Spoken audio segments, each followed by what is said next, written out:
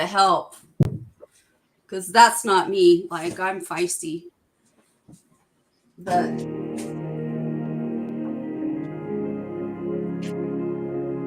all right, and we're live. Yeah, so anyway, after I called her a fucking cunt, and I hardly ever use that word, like, I don't know how many times in my life that I've ever used the word cunt.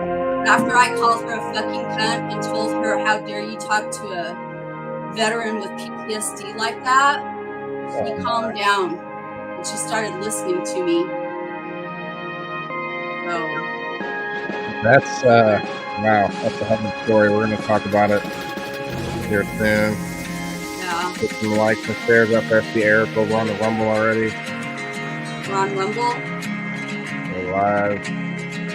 Hey, on Rumble. Insta, on Rumble, Kick, on Twitch, on X, on Vetcode, YouTube.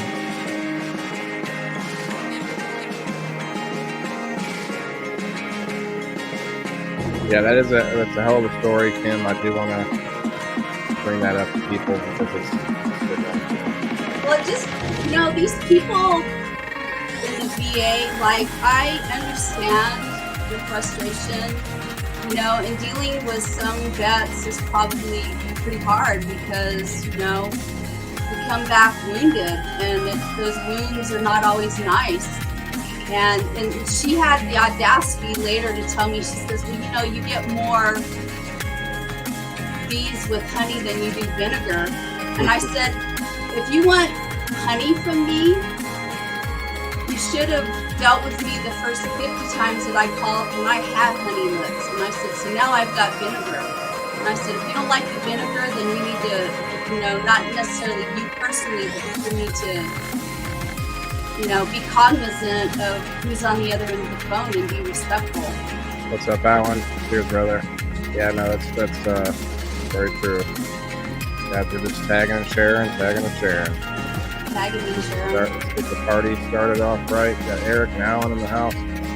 There's two other rumblers over there. What's up, Jason? I think you're muted, brother.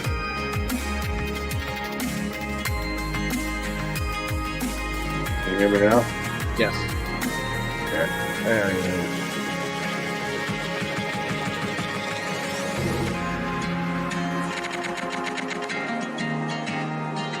Thursday night together. I really like this topic, actually.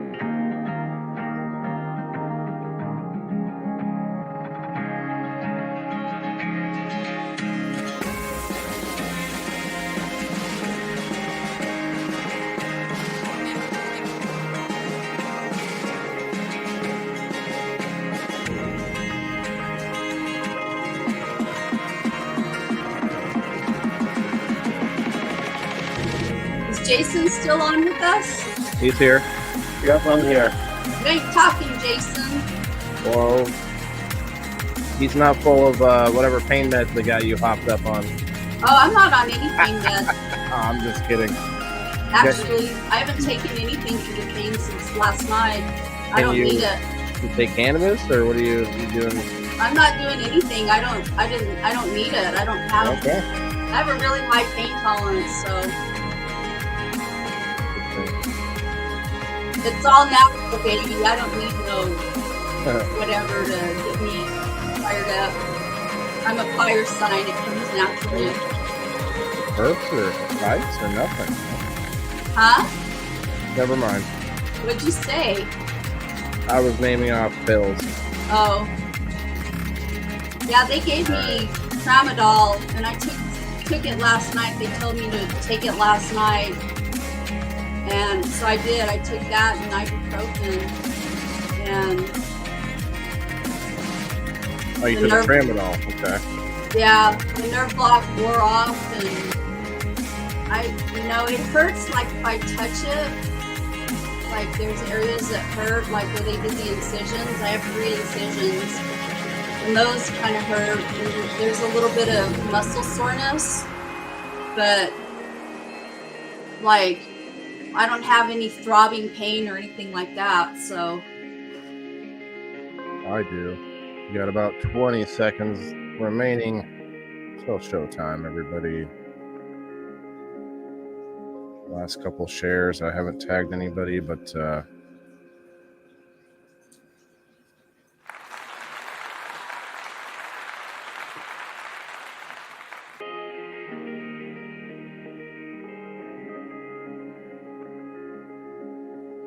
all right.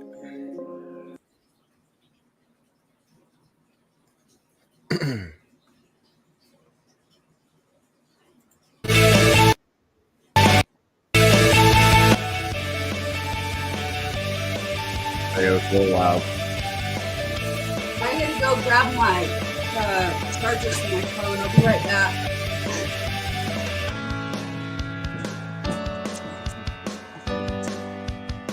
Yes, let's get it going, guys.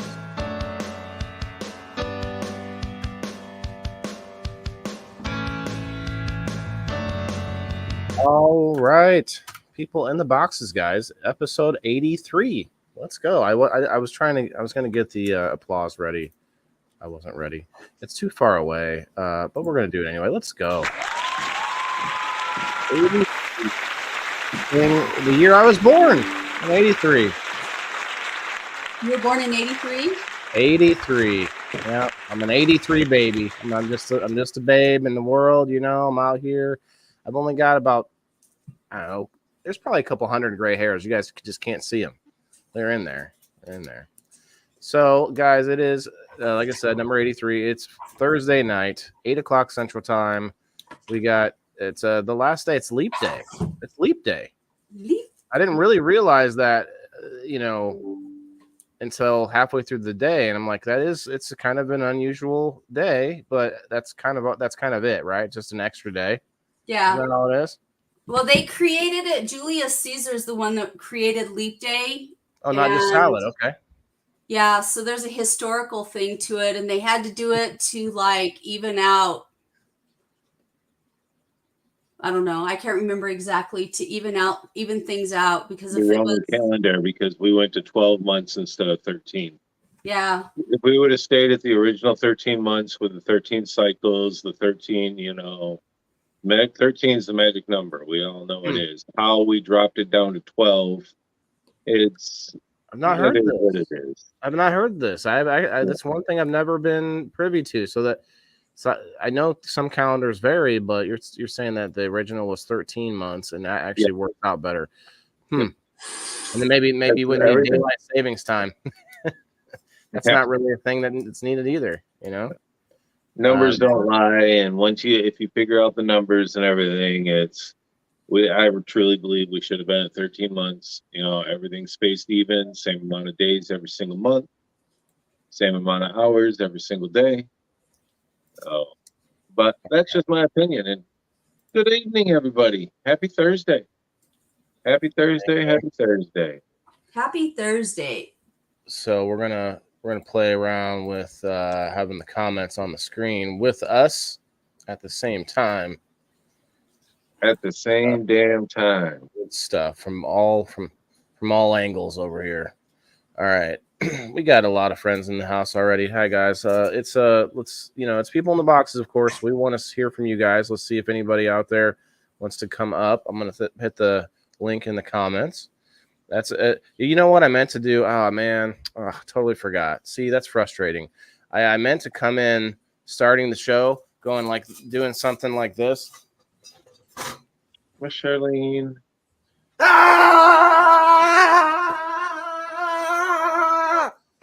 I'm so frustrated right now. You know, something like that. Like, look at these guys. Look at these people on this overlay. I really love this overlay. It's fun. It's fun stuff.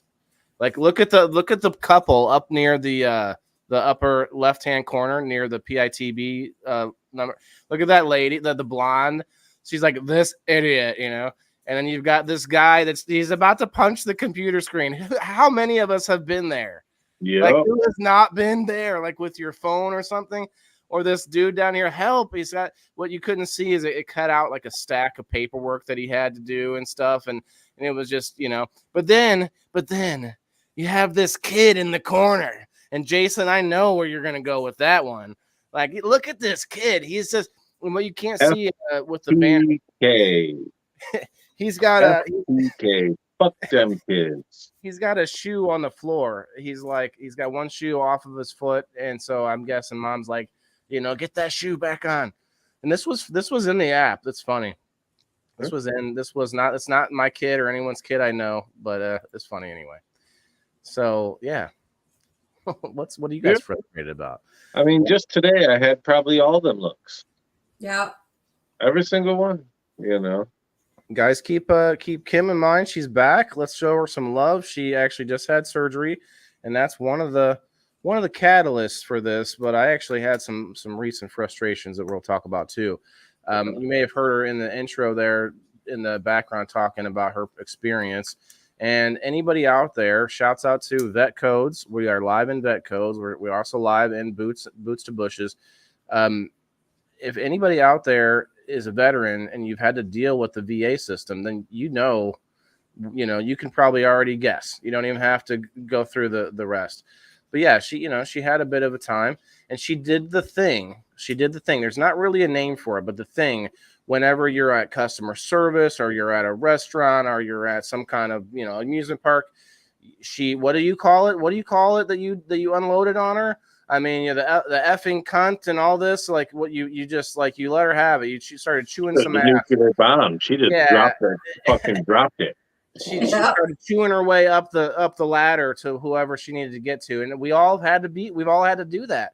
And I hate doing that. I'm one of the last people to complain about something unless it seems like very like cut and dry. Like, hey, this isn't what this is what I got. Yeah, man, cut and dry. No pun intended on the surgery. Yeah, but we're happy to see you for sure. Hell yeah. Greetings, Rumbles. Tim, Margaret, Eric over on the Rumble. Cheers, guys. Cheers. We've actually had some fire moments this week on Rumble, thanks to all you guys for sure. We had, we've been up to 50 people, or at least 40 something, at least 2 or 3 times this week over on Rumble. So it's pretty fun. Yeah. All right, guys, I'm going to get the wheel going. I'm going to shut up a little bit, see what you guys have to say. Let's get the link out though, because I want to see if anybody wants to come up. Where's everybody tonight? What about these outages and these system interruptions and stuff going on with the cyber attack? That's a little frustrating with all the tech issues we're having. Cyber attack is up. Tech issues are definitely frustrating right now. And it's not just, Facebook or Google or anything like that. It's across the board with several different things. We had here locally, we had a lot of credit card machines down today. I put the link in everything. A lot of ATMs were down today, so a lot of fast food restaurants, party stores, gas stations, they were cash only. So wow. that really puts a damper on some people. They've been trying to eliminate the mighty dollar, the paper dollar. They've been trying to do it for a long time, but it's one of them things that these systems go down like this, and we wouldn't be able to survive if it wasn't for that green dollar. So it's just one of them things but no, it really happened here several places today. Our post office, they were down. So I don't know. This cyber bullshit, it's kind of crazy. So Kim, there's they're reporting AT&T was affected by something technical, but there was also some medical companies that were outright reporting cyber attack. And then they found that, the headlines are all saying AT&T. Oh, okay. So everyone's seeing, just AT&T has some problems, but they are connected. I mean, like there's probably 30 businesses that are affected or more. I'm sure more.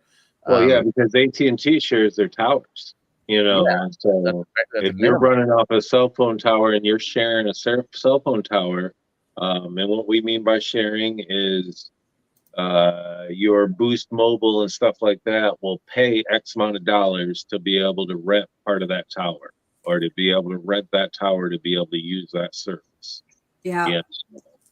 So that's what Charlene's we mean by sharing a tower or something like that. So it right. does affect other companies. And then once your credit card machine is ran by AT&T or somebody that runs off that tower, you know, there's your credit card machine's gone. Yeah. Your ATM machine doesn't work. Well, Everything's all ran off a computer. the AT&T thing was some kind of they inputted the coding improperly or something like it. It was a coding issue is what was reported. Now, whether that's true or not, I don't know, but that's what they. And originally they were saying it was the solar flare. Remember in the beginning of the week, Yeah, they were saying it was a solar flare. they were And trying now to they're elude saying that. it's a coding issue. Mhm. And now we have other people saying that it was a hacking issue. That, you know, to get into the hacking here, yes, these hospitals are saying that it's happened to them, and these Oh medical yeah, networks they are get saying it's happening ransomware. to them. But what if it was started with the cell phone companies at the beginning of the week, and the hackers couldn't get all the way into what they wanted, so they switched to something else at the end of the week. They said, okay, we're not getting what we need to out of these cell phones. Let's switch to a different company. And they Or I started mean, hacking into this hospital equipment and everything, and here we it, go.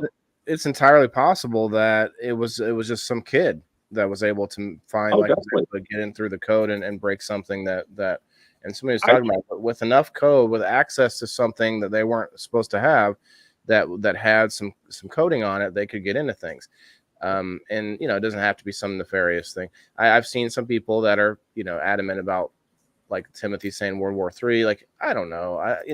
Look, I think you got to take each day at a time. You got to continue trying to be better each day. Like, you can't affect that stuff. You can prepare as best you can by becoming more knowledgeable, more creating more friendships and more perspective among other people, creating a stronger culture among the you know, among your fellow countrymen, wherever that might be.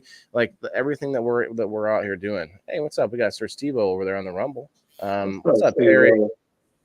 Guys, once again, like every Thursday, if you want to start liking and sharing, I see a few people. I got you on the wheel already. And I also see Charlene back. Charlene had hit a little stint in the Facebook jail there. She said she can comment in some places, but not others. So weird. Yeah, that is super weird. Okay, so we've got, I see Terry going at it. I'll get you on the wheel, bro. I know we mentioned earlier, you know, FTK, fuck them kids. They're a big frustration, you know.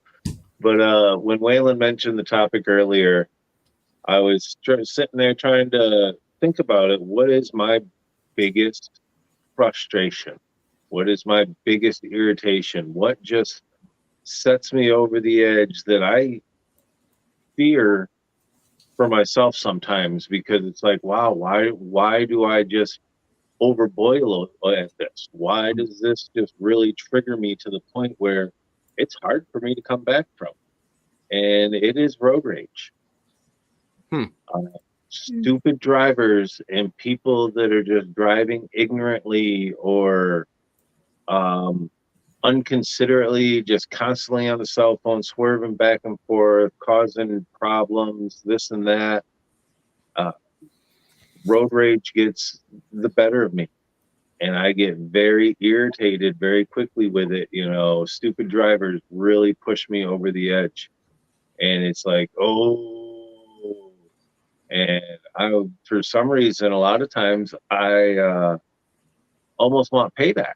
You know, I want to cut that person back off, or Right. I want to ride their ass, or, you know, I want to follow them and give them a piece of my mind, give them the finger. And, you know, it's a frustration and irritation that I didn't have any control over the situation, you know, per se, but it still boils me over the edge, puts me over that edge. That's what I was going to actually get to, is the control factor. So you know, a lot of people are going to go to what they're angry about, and to what you had said, it is more of a frustration, but it is caused by people. What in my head, I'm thinking of the differences, and I did look up the definition, but the difference to me is people anger you, like a person, like an intentional act, right? Frustration happens when you are not able to achieve something, or you're not able to make something happen the way you want. frustrated you didn't make that basket. You didn't, like last night, and I wasn't going to get super. I'll tell my story here in a minute, but let's read the definition at least first, because the definition of frustration, it says the feeling of being upset or annoyed, especially because of an inability to change or achieve something. So it's really, really close to being angry, right? But let's see what the angry definition is. Feeling or showing strong annoyance. See, they both use annoyance, displeasure, or hostility, full of anger. So it's sort of the next step, I guess. They don't equate them in there, but I feel like it's the next step. But to me, like I'll get frustrated if I can't, build something or do something on the computer that I want, or like a glitch or something. That's not someone intentionally like in my face trying to piss me off. And I don't necessarily mean physically. Like I feel like there's a distinction to be had there, between like an inanimate object or an animal that's like doesn't know any better. That's a frustration. It's like I just can't make it do what I want or whatever that is. Anyway, that's my take on it. What's up? I see Brenda, Terry. I see you guys. I'm gonna put you both on the wheel. Well, frustration can lead to anger. It just depends on your personality, though, because not everybody that gets frustrated gets angry. It just depends on how people source their frustration. Some people will just shut down and they'll quit, or they'll avoid or procrastinate, or there's a myriad of ways that people source their frustration. But the one that I think anger is the one that is so overt. It's overt because a lot of those other ways that people have of dealing with frustration are more internalized, and anger is an external thing that everybody can see. Thank you, Steve-O. I appreciate you, brother. Thank you for keeping me in your prayers. Love you much. I like how you said that, though, how people show their frustration, because there are different ways. Some people do get angry. Some people get upset. Some people shut down, so people show frustration in different ways. And that's interesting, and I didn't really think about it like that until you mentioned it, really. And it could be, definitely. I just, as a teacher, like, working with all these different kids, and I work with special needs kids. I'm a special education teacher. Mm-hmm. And so the kids that I work with all have learning disabilities. They all have normal IQs, so they're not like intellectually disabled or anything like that, but they all have learning disabilities. That's what brings them to my class. And so you have, I just know what I know because I've worked with kids and I see how they source their frustration. I have some kids that are very, well, I can't think of the term now, but they're very helpless. They have this learned helplessness because, they, at a very early age, usually by third grade is when most special education kids that have learning disabilities are identified. So they've got 2, 3, 4 years of education under their belt. So they've been frustrated for that long of a period of time. And so a lot of them get this learned helplessness. And so you get kids that, it just depends on personalities as to how they source their frustration. You get kids that get angry and explode and, become violent. Like you can have them in every class throughout the day, but they hit that math class and all of a sudden there's an explosion in the classroom because they're trying to avoid the work because it frustrates them and they don't have any other way to deal with it, or they don't want to deal with it, or, however it is that they've learned to cope. It's a coping mechanism. So, and so, you have people that everybody has that. Everybody does. You see it in gen ed classes as well, because I've taught gen ed too. and these kids, they grow up to become adults, and so, and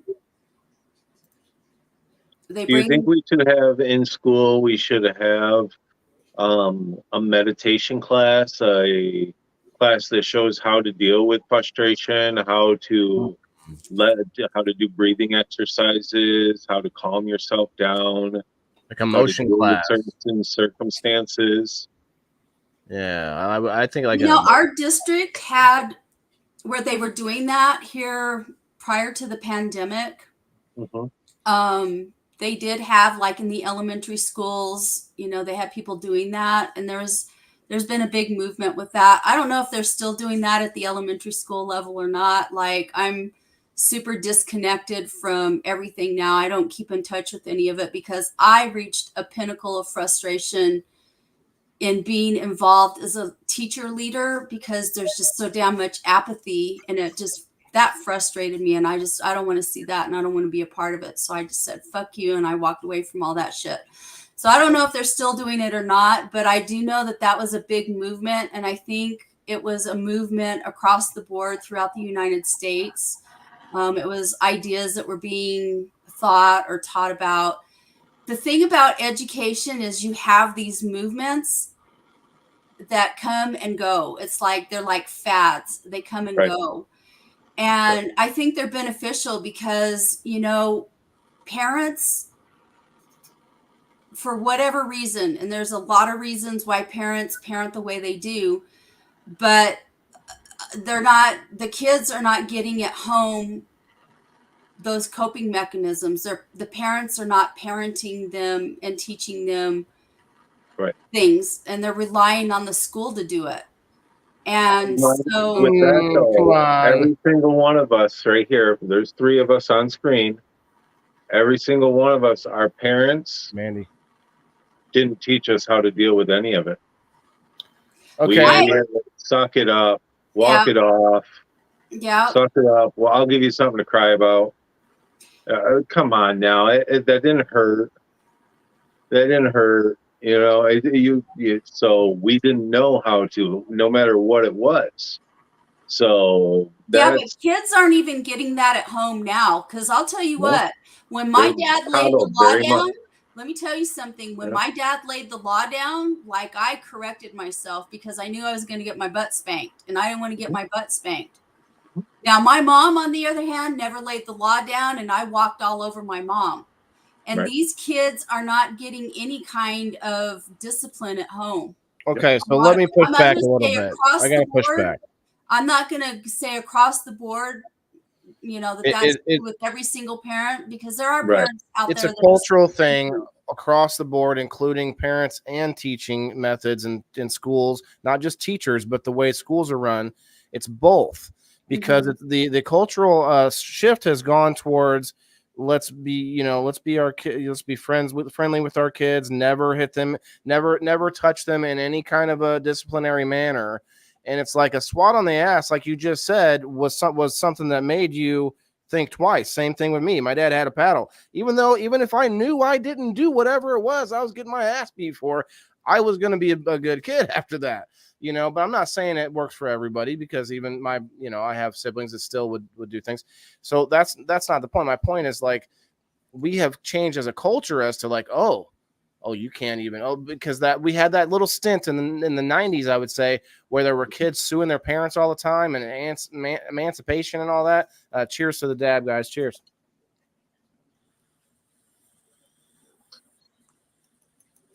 Well, it wasn't even just that. Like, you had CYFD coming in, and, like, my son would go to school because he went to school in the 90s. He was in elementary school. He's younger than you, but he's close to your age. He's 30. How old is he? He's 37 now. So, but he would go to school, and teachers are mandated reporters, and he would go to school and tell his teachers that we didn't have any food in the house and that I didn't feed him and all kinds of shit. And I'm not kidding you. Every fucking week I had some lady from CYFD at my house doing a welfare check, until finally one day she pissed me off because she was horrible. That's a You big know, I one. knew a lot of social workers and stuff that worked at CYFD. I have a broad variety of friends, and she would, they called her the Gestapo because she was a bitch. And she was the one that would come to my house every fucking week for about 2 years. And the last time, and finally I got pissed off because she was a bitch when she would come to my house.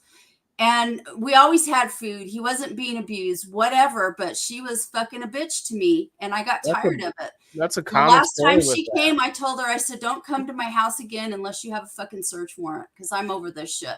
That's a very common story with that. And I tell you what, that you're right. You're hitting the nail on the head. That is another issue with us and our kids and stuff because you had the social services coming in anytime anybody complained. Now, I get that there are situations where kids were getting really Yeah. But the issue is when There's a difference between discipline and abuse.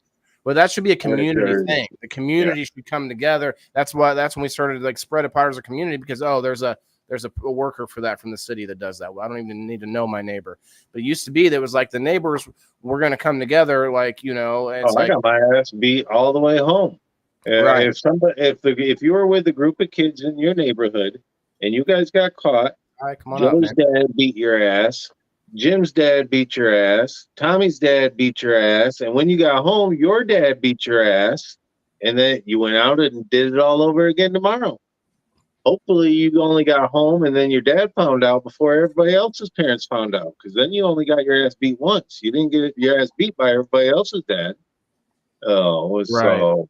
Well, now everyone's afraid, and some of what Timothy's saying here, like the whole, that's part of what I was saying, the culture of our kids being taught that they're, every desire should be met and that, that's the most important thing and everything. Also, there was a little bit of a trend of like parents, like when we said babies making babies, parents raising kids too young, but then also raising them as like their friend. Being their kid's friend. I know that's a little off topic, but we all get frustrated with kids for sure. It was because we got to the point where we said that we didn't want to raise our kids the way we were raised. That's went to the extreme. Yeah. Well, there's always pendulum shifts. And yes. Mm-hmm. So I think we're on the other end of the pendulum with it. And it's ridiculous because oh my God, these kids are so fucking disrespectful so often. Like the tantrums that we see in grocery stores are unbelievable. Yeah. Unbelievable. It's frustrating. It's irritating. Standing in a grocery line and what we hear and see, it makes us not even want to go to a grocery store. Yeah. Because it's going to make us frustrated, irritated to the point where I don't want to go grocery shopping because I don't want to hear these screaming kids. I don't want to hear these teenagers crying and complaining because I can't get this, can't get that, so it's crazy. I wonder if some of it has to do with conveniences of technology, like it's not necessarily nefarious means, not necessarily culture a shift where we all just want to let kids be debaucherous. Some of it is the fact that we are able to have single parent families because of technology, because of advancements in a lot of ways that we weren't actually really that ready for, or maybe we weren't able to fully comprehend, which is happening faster and faster because we kind of have that happen with every major advancement throughout history, but now it's happening like every couple of years. There's some like major advancement happening and we're like, we don't even know it half the time. Like I watched a guy the other day rolling on a mat doing Brazilian jiu-jitsu with a robot.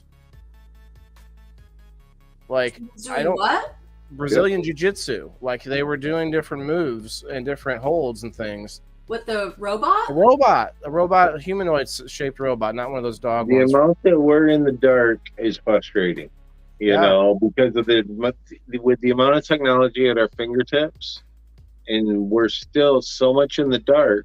Because every single news source tells you the same exact thing, whatever the mighty person with that dollar is paying them to tell us. Yeah. We've all seen that clip that has them all saying the same thing on the same, at the same time. Well, that's because people are lazy. Like we don't want to go out and do the work to dig around and find the truth. You know, and that was one of the things when the founding fathers were like creating the Constitution that they were afraid of. That's why people that were uneducated and weren't landowners weren't allowed to vote back then, because they were afraid of that. People that were uneducated, because people are fucking lazy. Yep. And they're Yeah, easily swayed. There's a percentage that's always going to be that way. I feel like a lot of people have this grandiose thinking that we can somehow get everyone on the same page. It's like, no, that's the beauty of humanity. Like, that's how we get beauty and ugly, by having that allowance of that range. If you were to just get rid of every person that's left-handed, you know, and say, oh, we all individuality, right-handed. You know, if we didn't have individuality, we've seen the books, we've seen the movies, you know, we've read that stuff and seen what the outcomes would probably be. And we say probably because numbers don't lie. Statistically, that's what the outcome would be. Could there be something, a wrench thrown in there, and something does change? Yeah, it could. But chances are it wouldn't, and it's not going to end good. You know, so you take away our individuality, you take away who we are. Yeah, guys, we got the. I'm putting the link out on the page. If anyone wants to come up, you don't have to come up very long. If you want to just share on the topic or even hang out and have a smoke. But we are also putting people on this wheel for an extra spot on game night. If you're not able to play in game night, this would allow you to play and check it out. Just I like have that to one share. right there. What's that? Kids these days are afraid of some dirt. We need to go back to home by the time the street lights come on and enjoy the day. I like that, and I think that gives you more family time too. A lot of times we don't get the family time anymore because mom and dad are working until 5, 6 o'clock at night, and then the kids don't come home until 8, 9 o'clock at night because they're at Tommy's house or at their girlfriend's house or at this sports activity, and then it's time to eat real quick if they haven't ate and go right to bed. If you're home by the time the street lights come on during the week time, that gives you a couple hours a night at family time for number one, your parents to know what's going on with your kids. Yeah. Hey, how was school today? Hey, how is Tommy doing?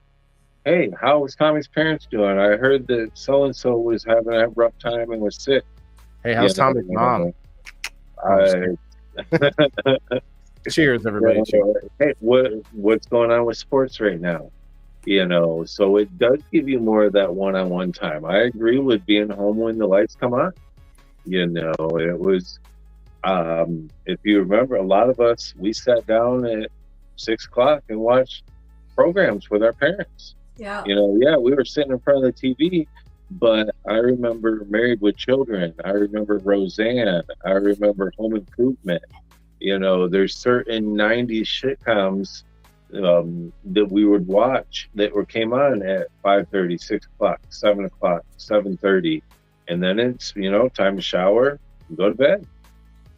So I got you, Dolores. Yeah, it doesn't actually.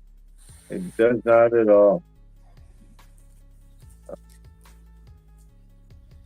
Yep. Well, okay, hold on. Frustration, irritation, and somehow we got on kids.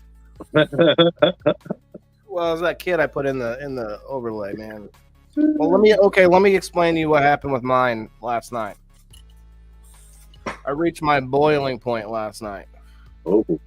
While I was trying to cook. Oh. So you might appreciate this one, Jason. So I actually like dumplings and wontons and pot stickers. You know, I like all that. Homemade or well, I'll get the frozen ones and I can. Okay. You weren't trying to wrap them or anything, and they just not sticking. Okay. I'm not even there, but they were sticking in the pan, and that reason was the couple reasons I found out. So I might be too prone to read directions because they left something out. If you guys don't know about the pot stickers, you have these little like dumplings, right? And what you're supposed to do is put a little oil in the pan, and then you put the dumplings in, and then you put some water in, and you let them boil or simmer for for a while, like 10 minutes. Well, here's the problem. They don't tell you to let that oil get pretty hot before you put them in. Yeah. Like you got to get not hot, but like you got to get that oil a good heat before you put them in. Because if you put them in early, then they start sticking, and they never stop sticking, no matter what you do. Like they just started ripping apart and shredding, and I was just getting like rip my hair up. I'm like, I've cooked these many times, but the only thing I did was I didn't wait long enough to put them in. I was. You didn't have any wine. A little bit of wine in there would have deglazed your pan, and it would have come right off. I don't know what you mean. It's you got a little bit of red wine and a little bit of white wine, any type of cooking wine right there, and so your skillet, everything's sticking onto your skillet. Just dump a little bit of wine in there, and it literally takes everything right off the pan. Was the alcohol okay? Yep. Awesome. It takes it right off the pan. Just and great flavoring too. I love cooking with wine. It just because then if you got all them fat fixings and everything that are stuck on the pan from a steak or chicken or anything like that, that red wine will take it and get right up, and then you got all that flavoring, especially if it's a cast iron skillet. Woo-hoo. It's a sorry, you're talking to a cook that just it's a ceramic skillet, but what if I would have put like vodka in there instead? No, vodka's not wine. Work. No, okay. Well, but it would have made everything on stick though, right? I mean, it might. This wouldn't have, the flavor wouldn't have. So what I did was I ate the rest. I ate what I could of the like shredded dumplings. I just ate the like insides. And I was cooking for myself and my son before my show last night. You guys know I do a show after I put him to bed every night. So the issue was, I'm like, man, I got to make sure I have something that he will eat, because my son has autism. He gets me frustrated sometimes, and that's out of things that are beyond his control. I mean, maybe not. I mean, we still don't know a lot about it, and he's actually come a long way. Might catch fire with the vodka. Jimmy, I just saw this reel with that. I forget the guy's name. I think he's from the Middle East or somewhere. Somebody don't kill me, but he's this giant guy, like the bigger than Andre the Giant. I forget his name. This like huge face, and he owns a restaurant now. But I think he was either a fighter or something. I forget what he was. I'd have to look it up again. But anyway, the reel was where the chef is telling him how to grab the skillet with all the food on it, and it put this like ladle full of something, must have been alcohol, but then it whooshed up in flames, and he was holding it out over the floor, and he just let go of it out onto the floor. And that was a Facebook reel. It was engulfed in flames, and he just drops it because it was in flames. Anyway, someone else might have seen it. Charlene said she does her pot stickers in the air fryer. That would be bomb, Charlene. I do have an air fryer, but I didn't think about doing that. Hi, Misty. I didn't think about doing that. Hi, Misty. Guys, I don't either. That's interesting that you say that. If anybody wants to come up, I'm putting that link down on the Wayland the Indoor Farmer page. Come on up, guys. There's people in the boxes. It's not just... you hear us talk every week. We want to hear from you guys, and All right. So that was your frustration. One of them, yeah. One of them. The other point I was going to bring up was customer service on the phone. I was calling my power company, man. I was talking to my power company, and this lady, oh yeah, okay, well we'll connect you to this department or whatever, and then click.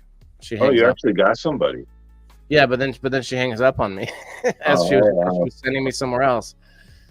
And I'm just like, you know what frustrates me about telephone or online or calling customer service on the phone is dealing with people from foreign countries. Oh, she went there. She went straight there. Oh snap! You're going right past the robot voice.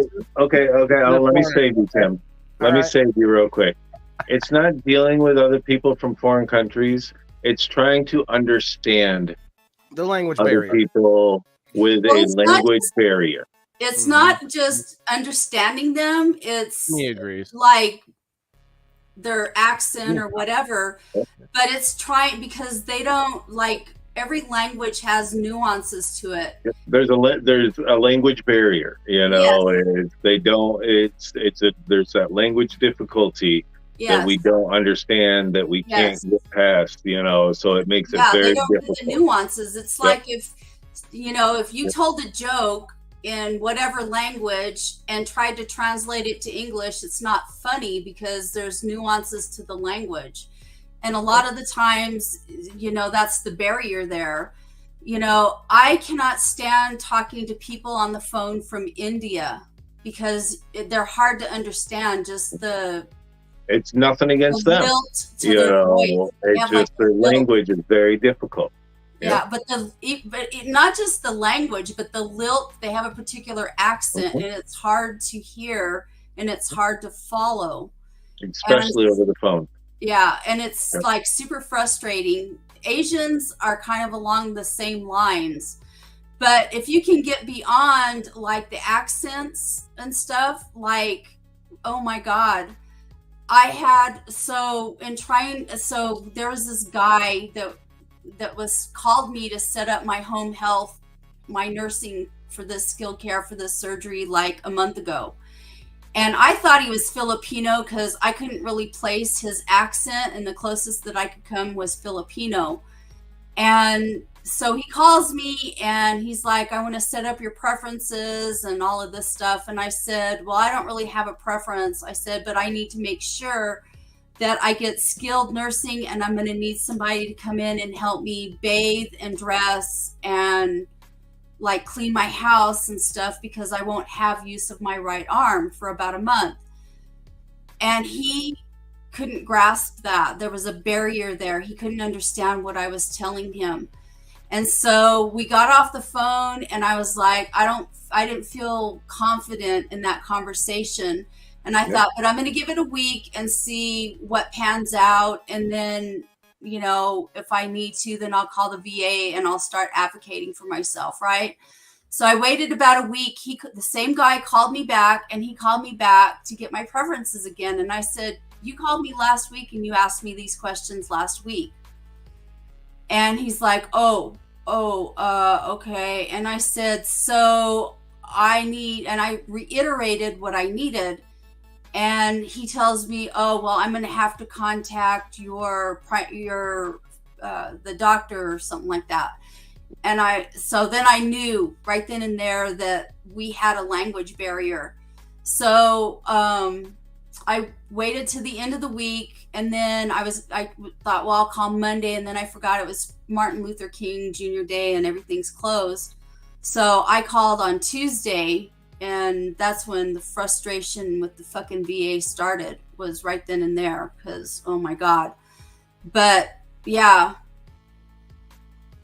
like there was not just a barrier with the accent, which a lot of the times there's a barrier with people's accents, but there's a barrier in their understanding and comprehending the language. They might speak English, but they don't fully comprehend it. And the English language is so unique. It's full of all kinds of words that have multiple meanings to them and stuff like that. And just people, they don't get the nuances of the language.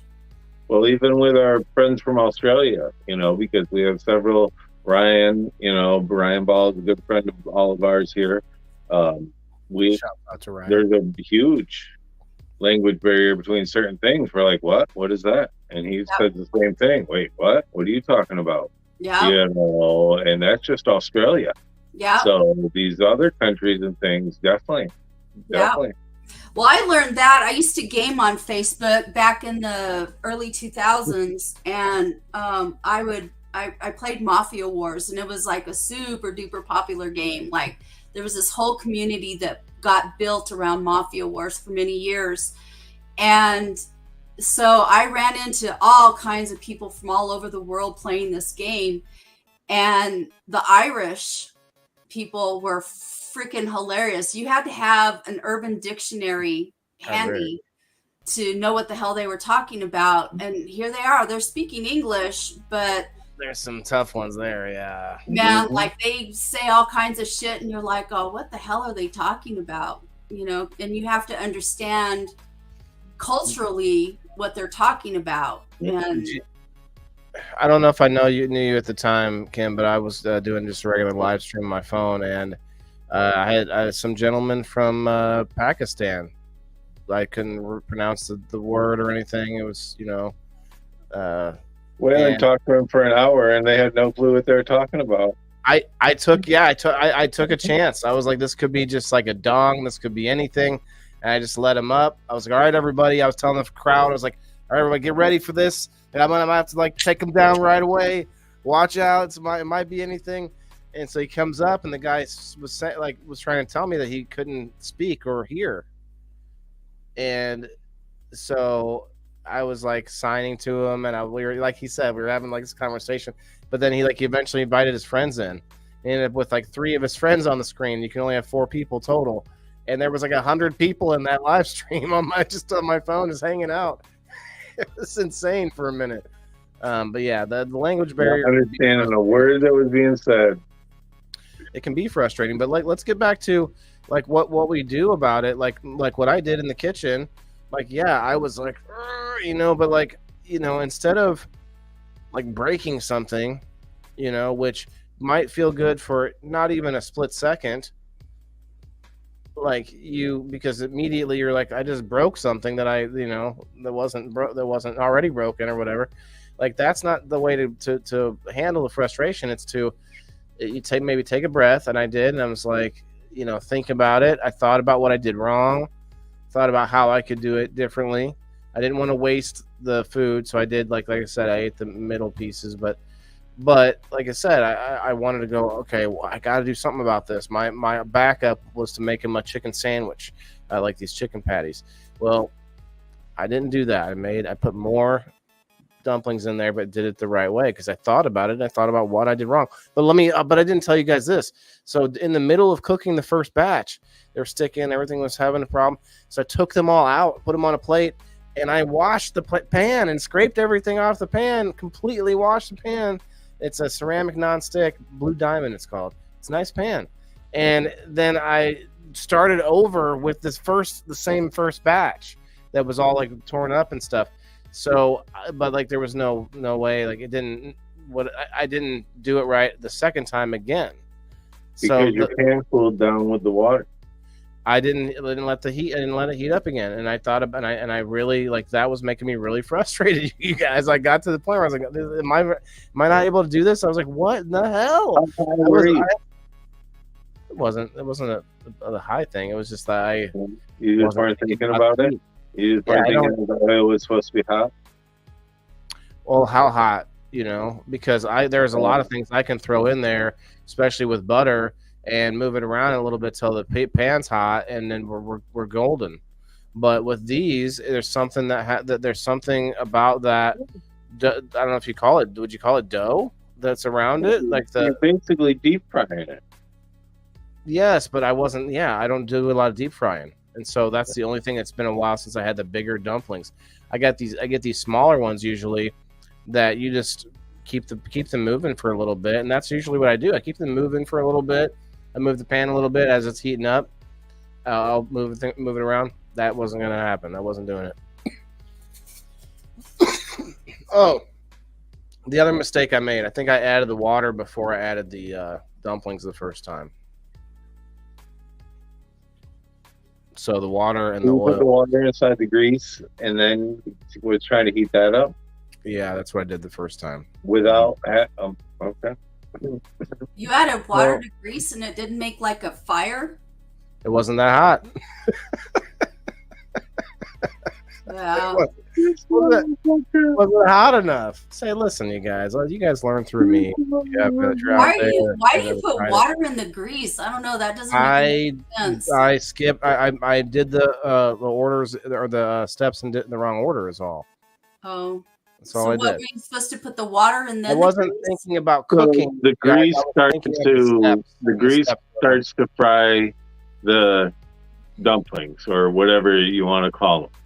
You know, it It starts gets to a fry coating that. on the And then once that's burned off, you put the water in there to finish cooking the inside. Oh, gotcha. Yeah. So your pan's nice and hot already, and then and it doesn't say it like that. It what's says up, Riggy. this is how it reads on the package. And like I'm telling you, I'm not a chef, so I'm reading the package, not like thinking about cooking here. Okay. Yeah, So that's what a rough I'm doing, one, biggest.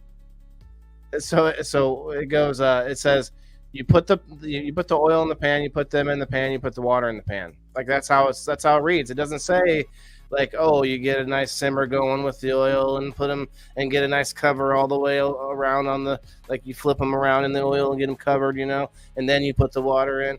Like it doesn't say all that on the package.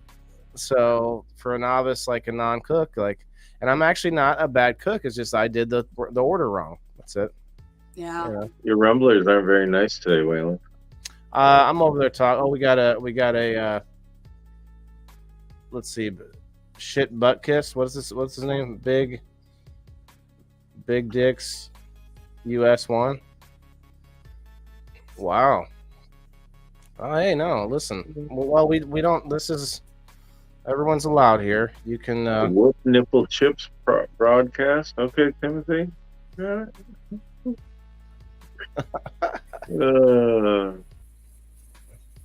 What's up, buddy? Wes, what's up, bro? How's it going, man? Oh, So my irritation kicked in a little bit today. I had an interview today, and I was sitting in the parking lot about 45 minutes before the interview, watching other interviewees go in because, usually you figure there's going to be other people interviewing the same day. So you kind of want to scope out your competition and see what it is. And when did it become okay not to dress up for an interview and not to show up at least 10 to 15 minutes early and actually wanting the job? I was very, not to sound a big head or anything, but I went in wearing a nice suit. When Waylon seen me today, he was like, "What are you doing? I was selling Bibles today." I said that. I was dressed to the nine. I showed up plenty of time early to make sure I was there good. I went prepared with my resume and writing utensils and everything else. And these people are walking in looking like they just left the gym in spandex and a t-shirt. And, I was very irritated. Like, why are you wasting these people's time? I don't know. It was one of them things that really, I haven't really done many interviews in a long time, but now it's like, wow, you used to have to dress for this part to look like you wanted a job, to get the job, So. I don't know. Our society's becoming more informal. Like, I don't know. It's interesting watching how people dress now, period. Like, Yep. I don't like I'm people's not a names. big fan of facial hair. I'll tell you that. I don't like it.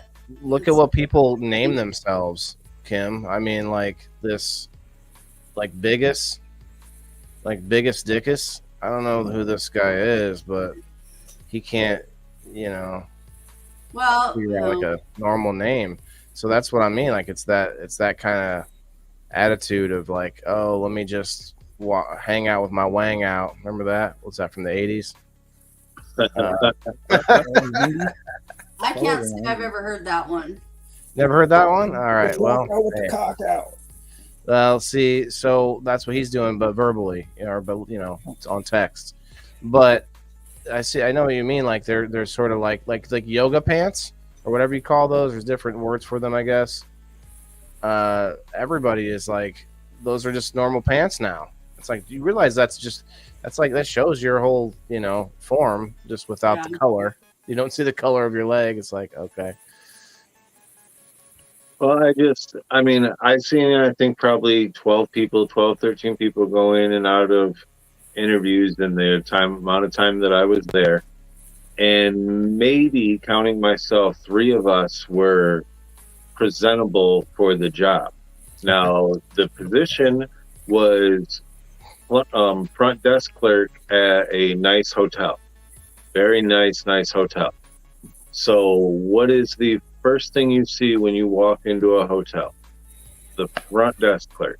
Yeah. If they're not presentable, are you going to second guess staying at that hotel? Yeah. Probably. Because if you're not able to carry yourself, that first representation is you. You represent the company. As soon as that guest walk into that hotel, you are the first thing they see, so, and I'm like, maybe it's just me, but it was irritating. Like, why are you wasting these people's time? And one of you are going to end up getting the job, and it's not going to be for you, So I don't know. It's just the irritation thing. Real quick, I want to shout out to Smoking, Choking, and Nerd Roping. Last night on last night's show, We Grow Wednesdays, he came in the chat there and was offered up a nerd rope to the winner, Jimmy Mead, which I don't know if I got you guys hooked up with the shipping address yet, but the nerd rope, and he's offering up more. So we actually are gonna start giving out some nerd ropes on game night. I'll tell you one thing: they're not nerd ropes; they're nerd logs. Nerd logs. Okay. Nerd logs. They're the thickness of a freaking ribbon. They're about that thick, and they are full size, and they are some of the best tasting edibles out there. You wouldn't even believe they were made with just straight concentrate. Big old Cuban, huh? Concentrate. Valerie. Cheers, everybody. If you didn't hear yet already, this little tiny wheel there next to Jason and Kim there, if you guys share out and hit the like button, we'll put you on the wheel. If you go over to the Rumble, we'll get you on the wheel as well. Yeah. So, I don't know, but I'm going to tell you, like, it really bothers me. Like, I was in the store the other day before I had my surgery. What was it? Tuesday. I went to Walmart, and like, people are so friggin' hairy now. It's like they don't cut their friggin' beards are all over the place, and mine's trimmed up. And I'm not saying, when I first met him, you guys all have beards, but like, you guys, your beards aren't all wild and crazy. Like, I got you, Dolores. Thank you. And they look like Yetis.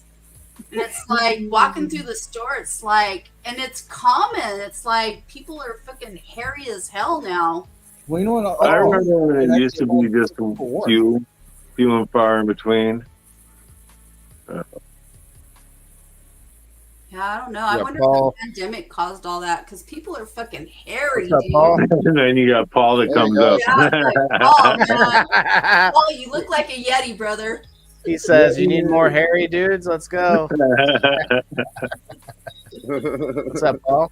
Can you hear us, bro? Like, seriously, man. People, it's like, have you noticed that? People are like, it's commonplace where they're just like, less kempt, you mean? Less kempt. Like it used to be the thing where you have a comb in your pocket, you got the Dapper Dan and the you got George Clooney singing on the radio and stuff, and you'd have like your hair, a little bit of grease in the hair or whatever, like grease lightning, and then you have your you'd have your, and then there was the 80s or like the pick, you'd have your hair pick with you. Like, I know what you're saying. I think that people are less kempt, I guess, these days. I used to get complimented a lot on my beard when I worked at the hospital because I always made sure that it was like, on point. You know what I'm saying? yeah. But I don't know. Paul, have you always been a beard guy? Have you just been growing your beard forever? Yeah, I've had a beard for probably 40 years. You ever use beard oil? Because that was a game changer for me. Not to shout out Master Rochi's Garden, but man, the Master Rochi's beard oil I've been using has been a huge difference. This is the longest I've ever had a beard, and it's because I'm able to do something with it to keep it from getting like itchy and out of control and like So yeah, I use Master Rochi's beard oil too. Nice. Oh yeah, that's some good shit. Cheers, Alan. I'm gonna heat up another dab myself. Hope your surgery went well. Biggest says Kim. Wonder if that's somebody we know. I don't know. Surgery went well. I got, I don't have any complaints about the care that I got. They took care of me very well. It's just other stuff that was really frustrating. The whole process, there's so many layers to it's the liability. Like I was telling you guys about, I've been talking about my shoulder hurting and going to the VA, and they're just like, yeah, it's probably just a pulled muscle or whatever. And I'm just like, the frustrating thing is they have to go through all these steps of trying like the next step, instead of really like figuring out what's going on. Yeah. Well, I get nattered with that because like I can tell that it's I know when it's a muscle and I know when it's something else. Like I know when it's like it's something that's not going to self-correct. Right, that's what I've been saying. Very strong advocate for my health care because you have to be, otherwise they'll just fucking walk all over you. Like my ankle has been hurting lately, even just sitting still with my the weight of my own foot on sitting on the ground at an angle, like it would hurt, or walking or stepping and turning and all this stuff. So I went and had an X-ray. You know what they told me, you guys? You have arthritis. I'm getting old, guys. Just getting old, Just, yeah. Hey, man. Listen, that's just what happens when you get old, man. Like you just everything just fall. It's arthritis. They did say that it's arthritis. I'm like, look, I'm pretty sure I'm gonna have arthritis, but I am also fairly sure this is not it. You ain't that old, are you? I mentioned that earlier, Waylon, that a lot of the VA doctors, they push to cover up things, not to fix things. Yeah. I don't think that's just the VA doctors. True. I think a lot of doctors and people, unfortunately, they're not looking for the instant or the longer fix. They're looking for something to fix it right now. Well, right now is that pain reliever or that, stabilizer or something. Yeah, that stabilizer, that blocker or something like that. It's not that surgery or anything down the line. So I believe a lot of doctors push that now because they figure 5 years down the line you're going to come back. And unfortunately, being a doctor is a business. Hospitals are a business. Surgery's a business. Getting you to that surgery is part of the goal. Well, yeah, but they want to keep you on them pills so you keep coming back day after day after day. Well, that's not always the case. I mean, sometimes that is the case, but that's not always the case. So let me just say, I have a guy that I work with. He's about 7'2". He's a very tall man. He used to play basketball. He's from the Phoenix area. And we work together. He's a teacher. And his knees are all jacked up from playing basketball for many years. And he needs a knee replacement. But he's only in his 40s. And so he can't they have told him that he needs to wait to a certain age in order to have the knee replacement because knee replacements wear out in like 20 years. So certain things, you have to just let it develop because the cure for it may not be what you think it is. You know what I mean? The same with hip replacements. Like they don't like to do hip replacements on people that are young because that shit wears out and then you have to have another one. So they try to prolong it and put it off for as long as they can until... But okay, I agree with you. And I was about to say that, yeah, touche, but I got to push back a little bit in the fact that they are limited in so many ways with red tape and things, bureaucracy, from doing a lot of times newer, more cutting edge, more sometimes experimental. If the patient, says it's okay. Yeah. We actually allowed that during the Trump era. Hopefully, they can re-allow it again if he gets elected. They allowed for the if you're at your end of your life, if you have like a terminal illness, you were allowed to go and seek experimental treatments. Yeah.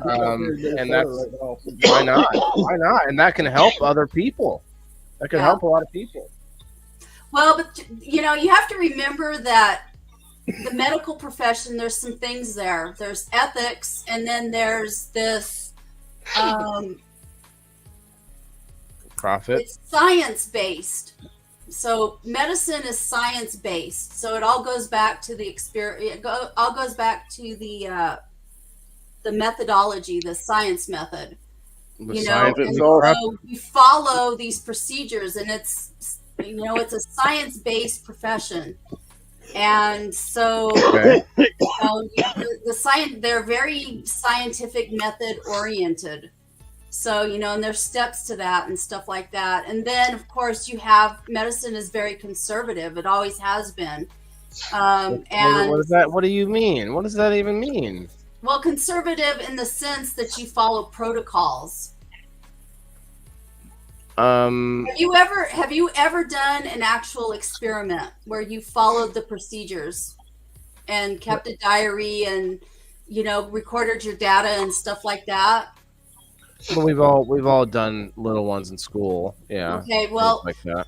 I will tell you because I have a master's. I have, you know, I have a higher education, and I've had to do experiments, you know, as part of the rigor of, you know. But science can be corrupted. That's what I'm saying. Well, just like anything can be follow corrupted. the money. So, right? but I'm telling you because I've had to do actual research myself, and I've had to follow the scientific method. And so what you want to do is you want to, so let's say you have a person that does an experiment, which is what they do with all of these medicines and stuff like that. And they do it for years and years and years and years and years. And what you're trying to do with your methodology is you're trying to replicate every time you do the experiment, you try to replicate it exactly each time. Right. So that you get a common, this is what's going to happen outcome thing. And so medicine is very conservative like that because you're, you know, not only is it bound by scientific methodology, but it's also bound by ethics. There's particular ethics that people in medicine have to follow. So, you know, that's why you get all the red tape behind a lot of stuff because of those things. So you have doctors that aren't willing to take a risk because it's like it's outside of all of that stuff. Yeah, but the patient-doctor relationship has been diluted so much so that the patient can't just say yes, do the surgery, and the doctor can't say okay, I'll do it, because there are insurance companies in the way telling you yes or no. Because the insurance so don't tell me that it's because of their oath and the way that they perform the medical science. That's not it at all. That red tape is all the money in between there, where there can be you can get sued, you can get the lawsuit. So we have to then have the insurance, and then the insurance takes this huge cut. Like we've already seen many situations where you can pay much cheaper, like you go to Mexico and get the surgery or get something done because there's none of that red tape there. Well, that's not just red tape, because I will tell you, I have a number of friends and family members who are doctors, and most of the costs that we pay for our medical here is because their malpractice insurance is ridiculous. Like my gynecologist, I was good friends with my gynecologist, and we were sitting there talking one day, and he was telling me that it's a misnomer that many doctors make a lot of money because, you know, you pay a lot of money, but it's a misnomer that they have a lot of money because their overhead, and it's especially the fucking malpractice insurance that they have to carry eats the profit. Right, but we can move down that line if you want, because that goes into the legal realm, which is where there's plenty of rackets. We've seen plenty of like tropes on TV and movies where the people figure out ways to get a malpractice suit, or get like the lawyers and the people themselves, where people find out ways to like hurt themselves and then and then like try to sue or whatever. Let me tell you something, because I went down this path. Okay. The whole reason that I had to have hip surgery is because I went in to have a bladder sling. I had a hysterectomy in 2010, and they had to remove all my plumbing. And it left a big gap inside of my body, and it caused my bladder to tilt. So I was having huge issues with incontinence. And so I didn't particularly want to have surgery to fix it. So I went the route of trying to do physical therapy, did that for a couple of years, and it just wouldn't resolve. So I was put in a position where I needed to have a bladder sling. And when I had the bladder sling put in, they over rotated my hip, they dislocated my hip, and they tore my labrum and all of that shit. And I tried to get a malpractice suit because that was medical malpractice, but it's extremely hard to find a doctor that will bring malpractice. Like the burden of bringing that kind of a case, it's not easy. A certain doctor out there. There's that a certain type out there you got to find that. Yeah. Well, it's not a certain type. It's the burden of evidence and proof there has to be only stuff. One and two, it has to be a condition that is not going to resolve in most cases. Like you're going to have a lifelong condition from it. And that wasn't the case with me. The potential existed, but like that wasn't enough burden for them to be able to bring a case that was winnable. So it's not as easy as people think to sue for malpractice. And so when I was going that journey, I have a good friend that's a teacher, and her husband is a lawyer. And I asked her about it because she had a situation where I think she had the bladder sling too, but they had that the mesh that they used had ingrown into her body. And she was like in severe pain, and she had been having multiple surgeries from it. And she said, we can't even sue. My husband's an attorney and we can't even sue. She said, it's just, it's not as easy as people think. So that's kind of a misnomer. I will tell you that right now, this whole, and it may have been like 20, 30 years ago, whatever. It might've been different, but it's not like that anymore. Not like what? I'm sorry. Where you can just sue for malpractice for willy-nilly. Oh, right. And I think Charlene was alluding to that as well. I think you're right, but that's also okay. Tell me if you think I'm right in this, and we'll go to move on to the next subject. But I think that partially is because of the increased cost with insurance. The middle people have blocked that on both sides, but it's still, the cost is still there. Everybody has an interest in, I think all parties have an interest in that kind of stuff because, it all goes back to what's that term that they have, frivolous lawsuits, and it costs everybody money. And the insurance companies, they're in the business of making money just like anybody else. And so the more that they have to pay out for stuff is the more that it costs their bottom line and their shareholders and whatever, They're in the business to make money just like anybody else. So they have their interests in their bottom lines just like anybody else does. Right. It's not a commodity. It's not a right to have someone else learn how to do medical treatment and fix you or make you healthy. So we have to, to your point, we have to realize that those people all did this for a reason. And that's not just to make money, but like it is a career. It is it is a thing. So while they have to care, it's a weirdest career though, because you have to care about healing people while taking their money at the same time. It's very strange. There's not a lot of careers out there like that, I guess. That is the only career like that, the medical field. I mean, in a lot of ways, it's pretty crazy. Hey, what's up, Shane? I see you on the Rumble, bro. If you liked and shared, make sure you say so in the chat, and I will put you on this wheel, guys. I know we're just chatting away. If Wes and Paul, thanks for coming up. If you guys got anything to say, you just got to kind of get in here. We just keep steamrolling. You know what I mean? Another big frustration of mine is fast food employees that are just worthless. A lot of us have worked in the fast food community and understand It's not that hard of a job. Could you You say know, not just fast food, but like, you know, no. retail, a lot of I think the hardest part about working in see fast fast food, food too, is for sure. dealing with asshole people. You know, I always try to be kind, extra kind. the customer, you think? When I go through a drive-through or whatever, I Mhm. try to be kind, as extra kind to people that do those jobs, because I had a good friend and she used to piss me off. Her family owned a bunch of Dairy Queens in the area, and we would go through the drive-through and she was a bitch to those people, and it would make me mad, and I would tell her shit. I would tell her, because I didn't like that. I don't like it when people are rude like that, and she was deliberately rude.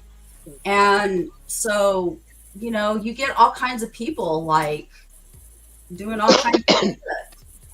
So, you know, it's not necessarily the work isn't that hard, but dealing with people are assholes. What's up, Twin One on the I Rumble? totally agree. Cheers, I cheers. did the whole Burger King thing for 10 years when I was younger. I never felt like I was better like to do anything else. I mastered that shit and I just annihilated it, and it was so fucking easy that I could do it with my eyes closed. I did the manager's job even though I wasn't a manager.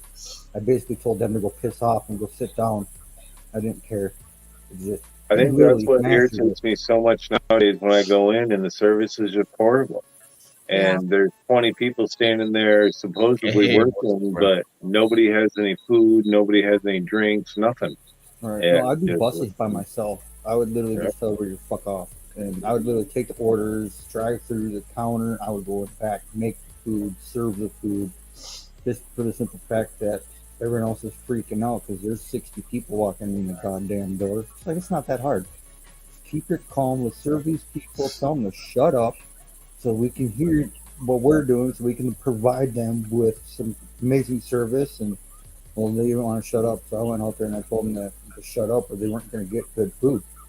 Right. As soon as I told them that, they all That's shut up and they all got in line and they all got hot, fresh food. Walked out the door with a smile on their face, and within like a half an hour, just like, yeah, it isn't hard, but if you can't handle certain stresses, it is extremely hard. Yeah. I want to go to Ashley's Our comment here. assholes, the Karen, that shit's real. Ashley says fast food needs to go out of business. I agree with that. Fast food is taken over. But And it's the not problem is healthy food costs too much. Well, can you make healthy food fast? That's what I want to know. Yeah, you throw Well, it. the thing is people over rely on There you fast food. It's like go home and cook your damn kids dinner. But hold on though. But what Worse shouldn't we when make we only have healthy- a half hour for our lunch. right? I got better. That's I the got a issue. better idea, guys. Eat a rope and chill out. Dude, like I only get half an hour for lunch. Most of the time I don't even get a lunch. I've got kids coming in and out of my classroom during lunchtime, like they need help or they need tutoring or, you know, whatever. You know, I pre-plan. You have to fucking pre-plan, and nobody does that anymore. Everybody just kind of like, a lot of the times they just fly by the station. and it's convenient because we've got Mickey D's. Like I tell these kids, I'm like, do you know what the hell that food's made out of? You're eating pink slime. Go look it up. Go look at the video of how they make that shit. Meat looks Disgusting. pink, even though it's a slime. Doesn't mean it's not really just meat. But now I've heard there's people in it, so you got to be That's careful all about that. shit. That's not good. It's Oh, just no, people I don't dust. eat fast Either food. way, I'm gonna eat It's it. only bone dust.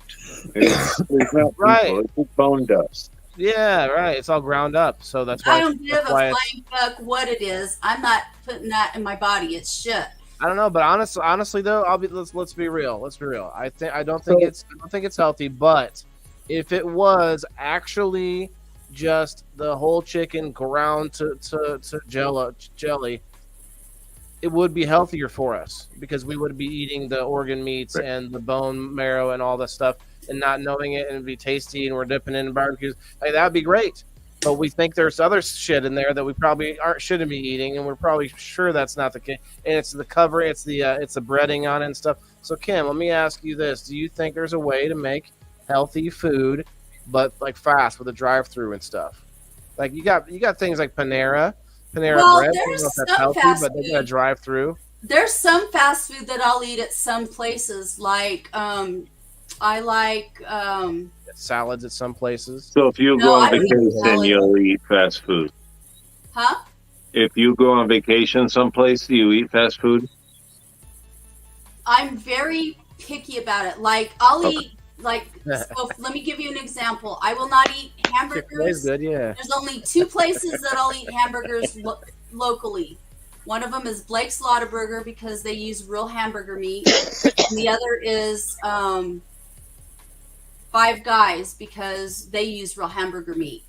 I will not eat any other hamburgers at any other fast food places, okay? Because I don't eat pink slime, first of all, okay? Destroy me But some like slime. Dairy Queen, I like their chicken tenders because it's actual chicken Good night, meat. Jess. Like you can pull it apart and it's friggin' real chicken. It's not pieces, parts of God knows whatever.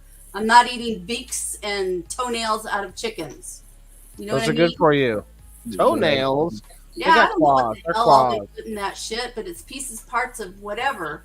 I don't eat pieces, parts. It's full of preservatives and it's full of yucky stuff. Well, the Stuff right preservatives there. I'll give you. You know, But I'm just saying, if they can make it an easier way for me to down some bone marrow and some. that's And some- disgusting. What do you mean that's really good for you? Extremely I good for you. don't care. I'm not eating Extremely that. good for you. That's All right. Put it in the Well, you eat all the Okay. bone marrow. I'm All right, not all right. eating that shit. But you're so hung up on the word fast food. Now, let me tell you what. You can go to a slow-ass pizza place and get you a fat slice that is not going to be anywhere in the vicinity of healthy for you either. You know? No, I know. I understand that. I'm not whatever. Fast food to me is pizza or whatever, you know. What And about I'll Subway? eat. Subway's pretty fast. So I'll eat pizza, but like I'm picky about what I get on my pizza too. I think that's where we've lost. I eat a lot of stuff, but I'm very picky about what I eat. And a coffee. I think that's where we've lost touch is moderation. Yeah. Moderation is our problem. Flavor. Is we think that we're eating unhealthy because we're gaining all this weight. But it's not that we're eating unhealthy. It's that we're eating 5 times the amount that we need to. Yeah. Well, that yes, Yeah. but can I push back a little bit? It's not just that.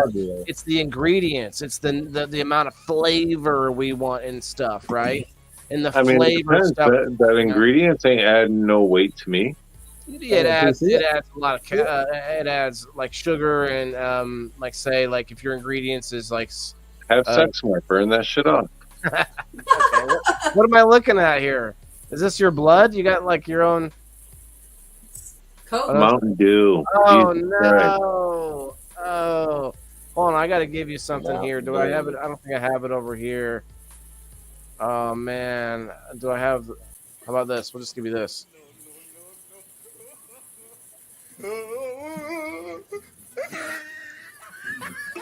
Hey guys, I gotta say something here before I get off here. There you, bro. I just want everybody to know that if you want any nerd ropes, get a hold of me. They're made with 100% concentrates, no butter, no coconut oil. Get a hold of me. I'll hook you Whoa, up. whoa. You gotta speak on the topic. Oh, he's drinking Mountain Dew too. Mountain Dew. Yeah. You gotta at least They're you eating gotta weigh in no on the all day. topic. You gotta weigh What do in you on the want to topic. know?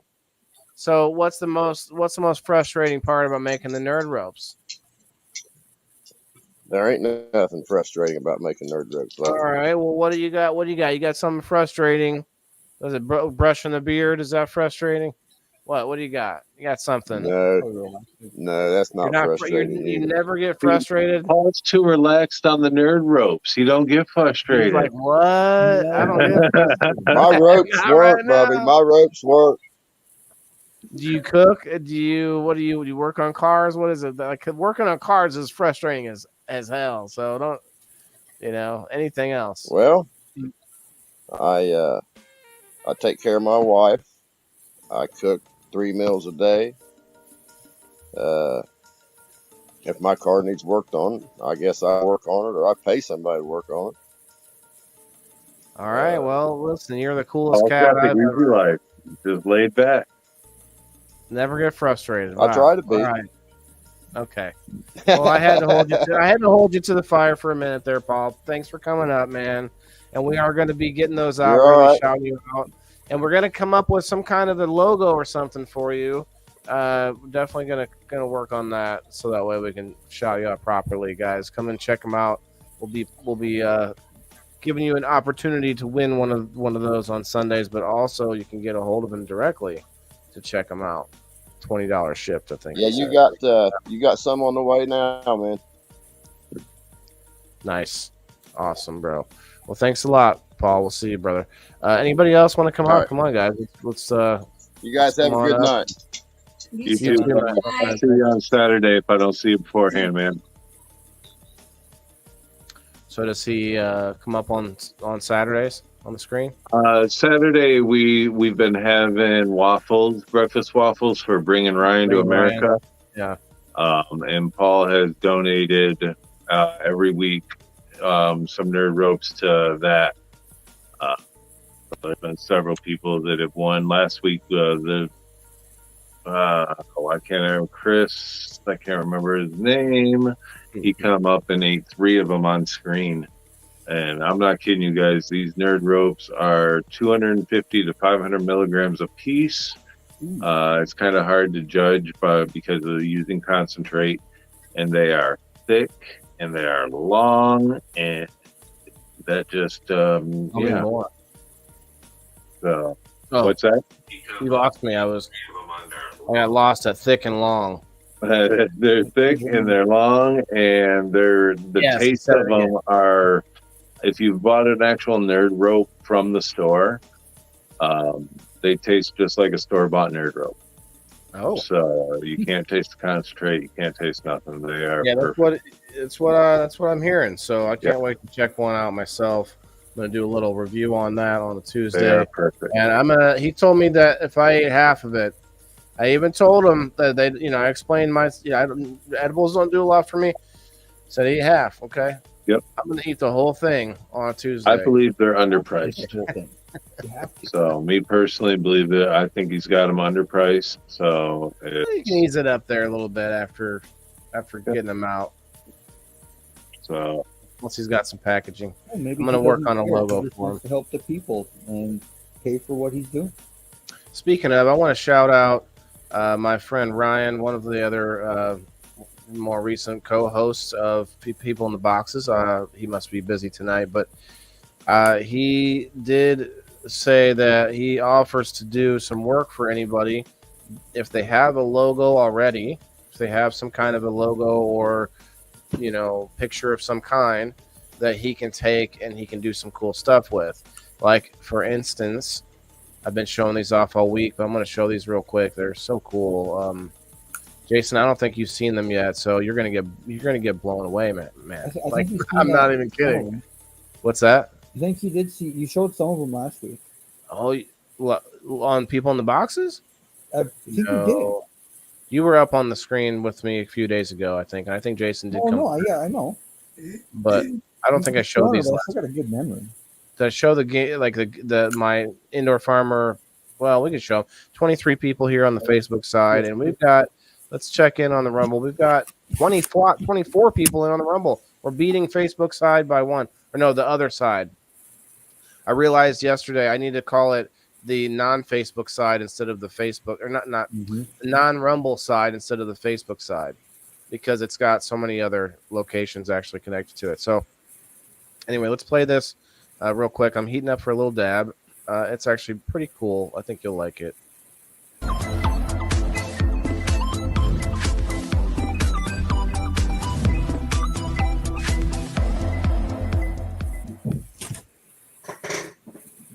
Kind of cool, right? Kind of cool. nice. I like the beginning. But then you got to check this one out. Actually, well, no, I got to lead you up to that one. That one's too good. This is the other one that we. That one, I figured it would. Yeah. This is the other one. We like it, but it's not exactly necessarily indoor farmer.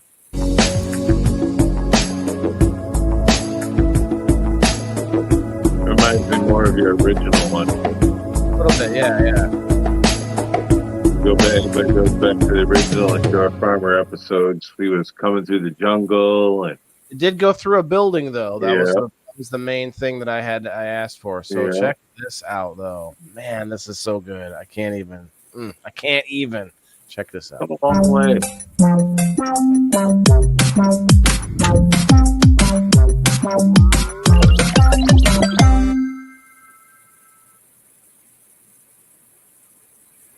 Yeah. Okay. I got him on that one. Yeah. I'm rewatching it on my computer too. Okay. Yeah, that was a good Yeah. one. Bravo. You did really good on that show. We'll leave it hit that one again, man. We'll get that again. Let's go. Yeah. Let me get in here. There's a lot going on, really. We actually did a slow mo of it last night. Wes and I did.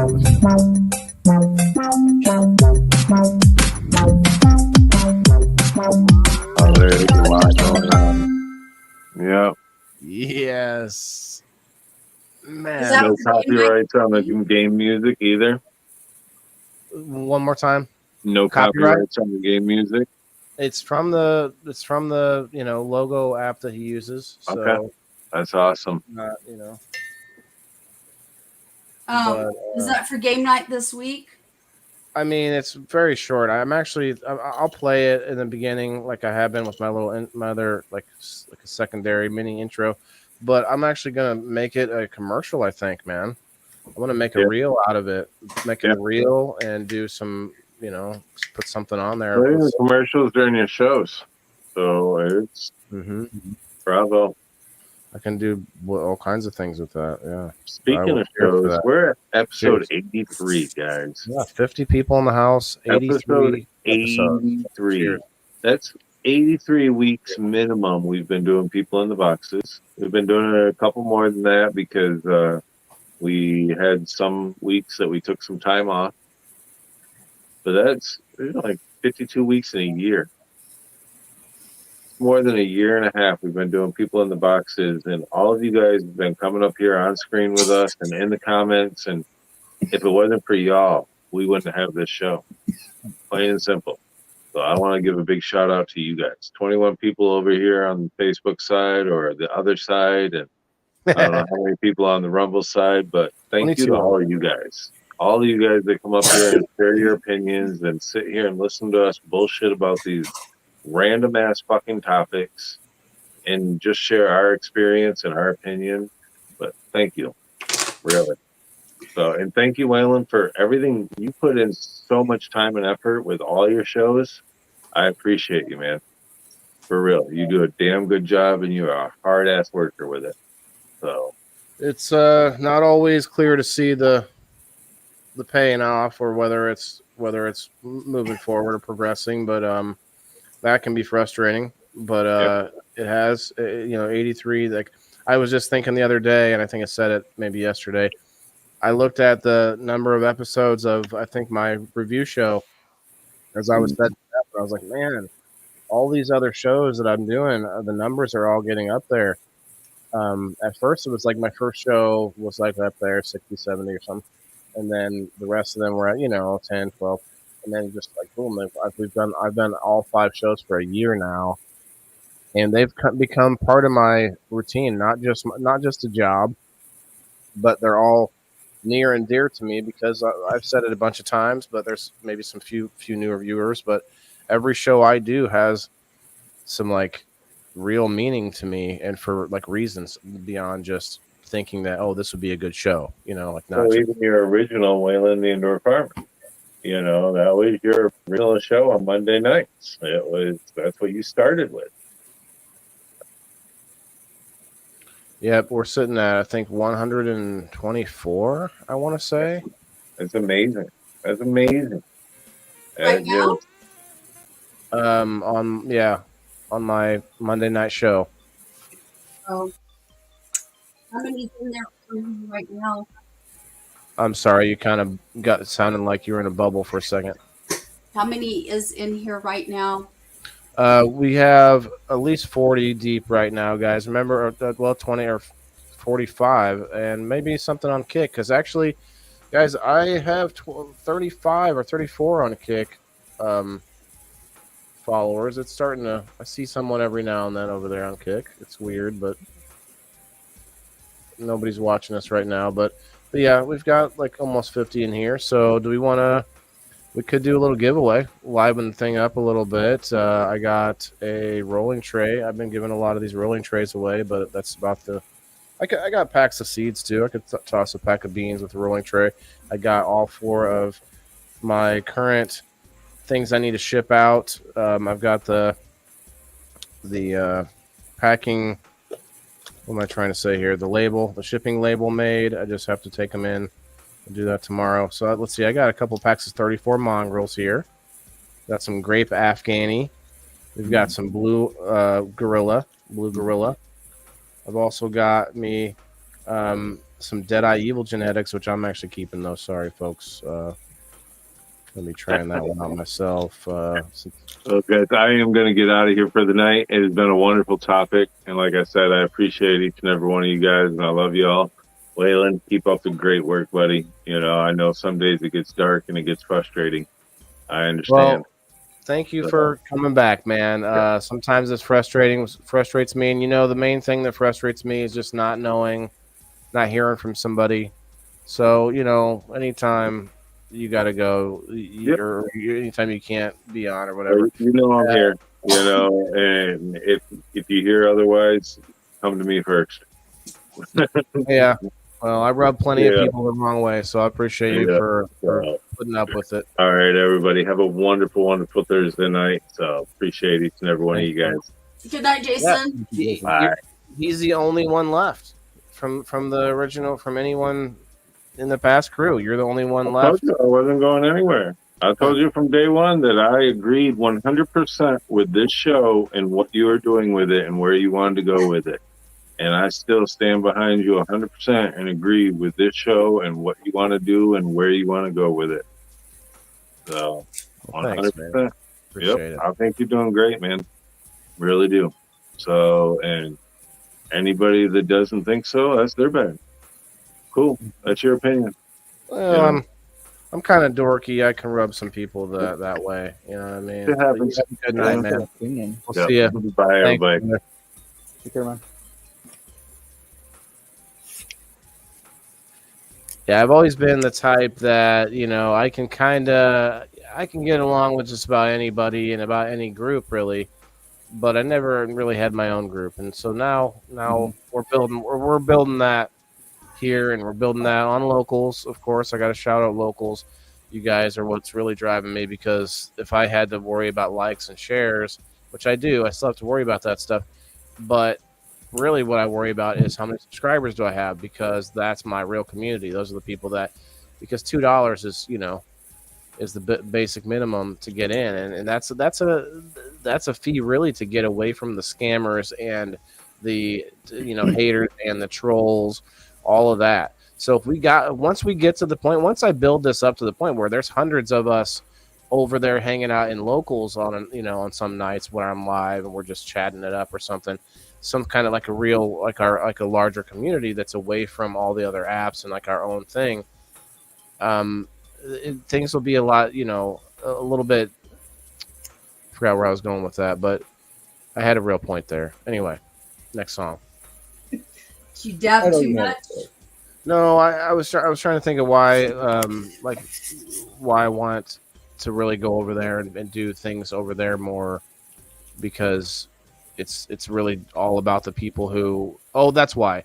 Because you won't have the trolls and scammers and spammers and all that stuff, and we can do live streams and kind of listen to music, and you guys can throw pictures up in there. We've been testing it out on the Rumble studios. Listen, I hate that when people. That's really grinds my gears when people do that. Don't blame the Mary Jane when you have a brain fart, because I watch plenty of big podcasts out there where those people don't even touch cannabis. Like they even make, will crack jokes about it sometimes. Some of these shows that I watch, but they have brain farts just like we do. They have total misspeaks and brain farts, and yes, it happens. I've been ADHD. Say again? I blame my ADHD on my Well, memory. maybe, but there's a Oh, lot you going do on. that. There's a lot of chats on the screen. There's a Right. there's a wheel A lot happening. of shit going on You know. on top of the weed. Did I grind your gears? Oh, only a little bit. But yeah, we're sitting around 40 guys, 40 people. Can we get up there? Can we get back up there to 50? And then we'll do another giveaway. Right now, I have only who told me they liked and shared on the wheel. Everybody I got on the wheel so far. But yeah, there's a lot of little things that frustrate you, you know, when you don't. But you can always, most of the time, you can almost always trace it back to something, at least something. I wanted to say something that you did, or something that, you know, some other choice that you made. Like, say you go outside and, you know, your car's covered in snow. Well, the choice to not pay attention to whether it was going to snow, and not to like lift your windshield wipers up off the, you know, windshield before it started snowing. Little things that could have prepared you for not having to scrape a bunch of snow off when you're in a hurry or something. You know, for instance, just an example. So stuff like that. I mean, just like for me, the frustrating thing was really that I didn't go slow enough and do it right when I cooked those dumplings, right? So for the dumplings, it's like, I've done this before. Oh, I know what I'm doing. Oh, if I just do this, do a little bit of this, throw a little bit of this, oh, it's all good. You know, it's not exactly the case. So you have to just look at your own actions a lot of times. That's how I am. I like to think about what I did wrong. Although at the same time, people take advantage of that. That's frustrating. What frustrates me is when people talk to you when you know they're full of shit, but they talk to you as if they think they've got the wool pulled over your eyes. Oh yeah, I see You through that know, shit. oh, that really burns me. And I'm just like, you know, I play. I like to play. You know, I'll play along for a little bit, see what's up. But these days, I used to have much cooler head. I used to be much more known for like, oh, it's tough to, you know. But I guess I am now as well. But I guess I went through a time when, you know, I was really frustrated at the world, more or less. And when you're in that kind of state all the time, you know, it's much easier to sort of uh, succumb to emotional like triggers and stuff like that. And I think frustration is a sort of emotional trigger that leads to the anger. Right? We all get in frustrating situations, but really, that's what are there other words for it, like uh, uh, I don't know if you could have really explained it much better than that. But I know the exact same feeling. That's what my frustration leads to, and honestly, it's not even frustration; it's an agitation, and that leads. right. You're getting agitated, yeah, or well, part of the definition was upset, or I think it might have had agitation actually in it, but you know what I'm saying is like the high stress environment, we say, like when they're talking about Mhm. different jobs or different careers with these crazy high stress environments. Good. Well, that's a frustrating position to be in, like a high stress. um, but it doesn't necessarily mean that you take it to anger.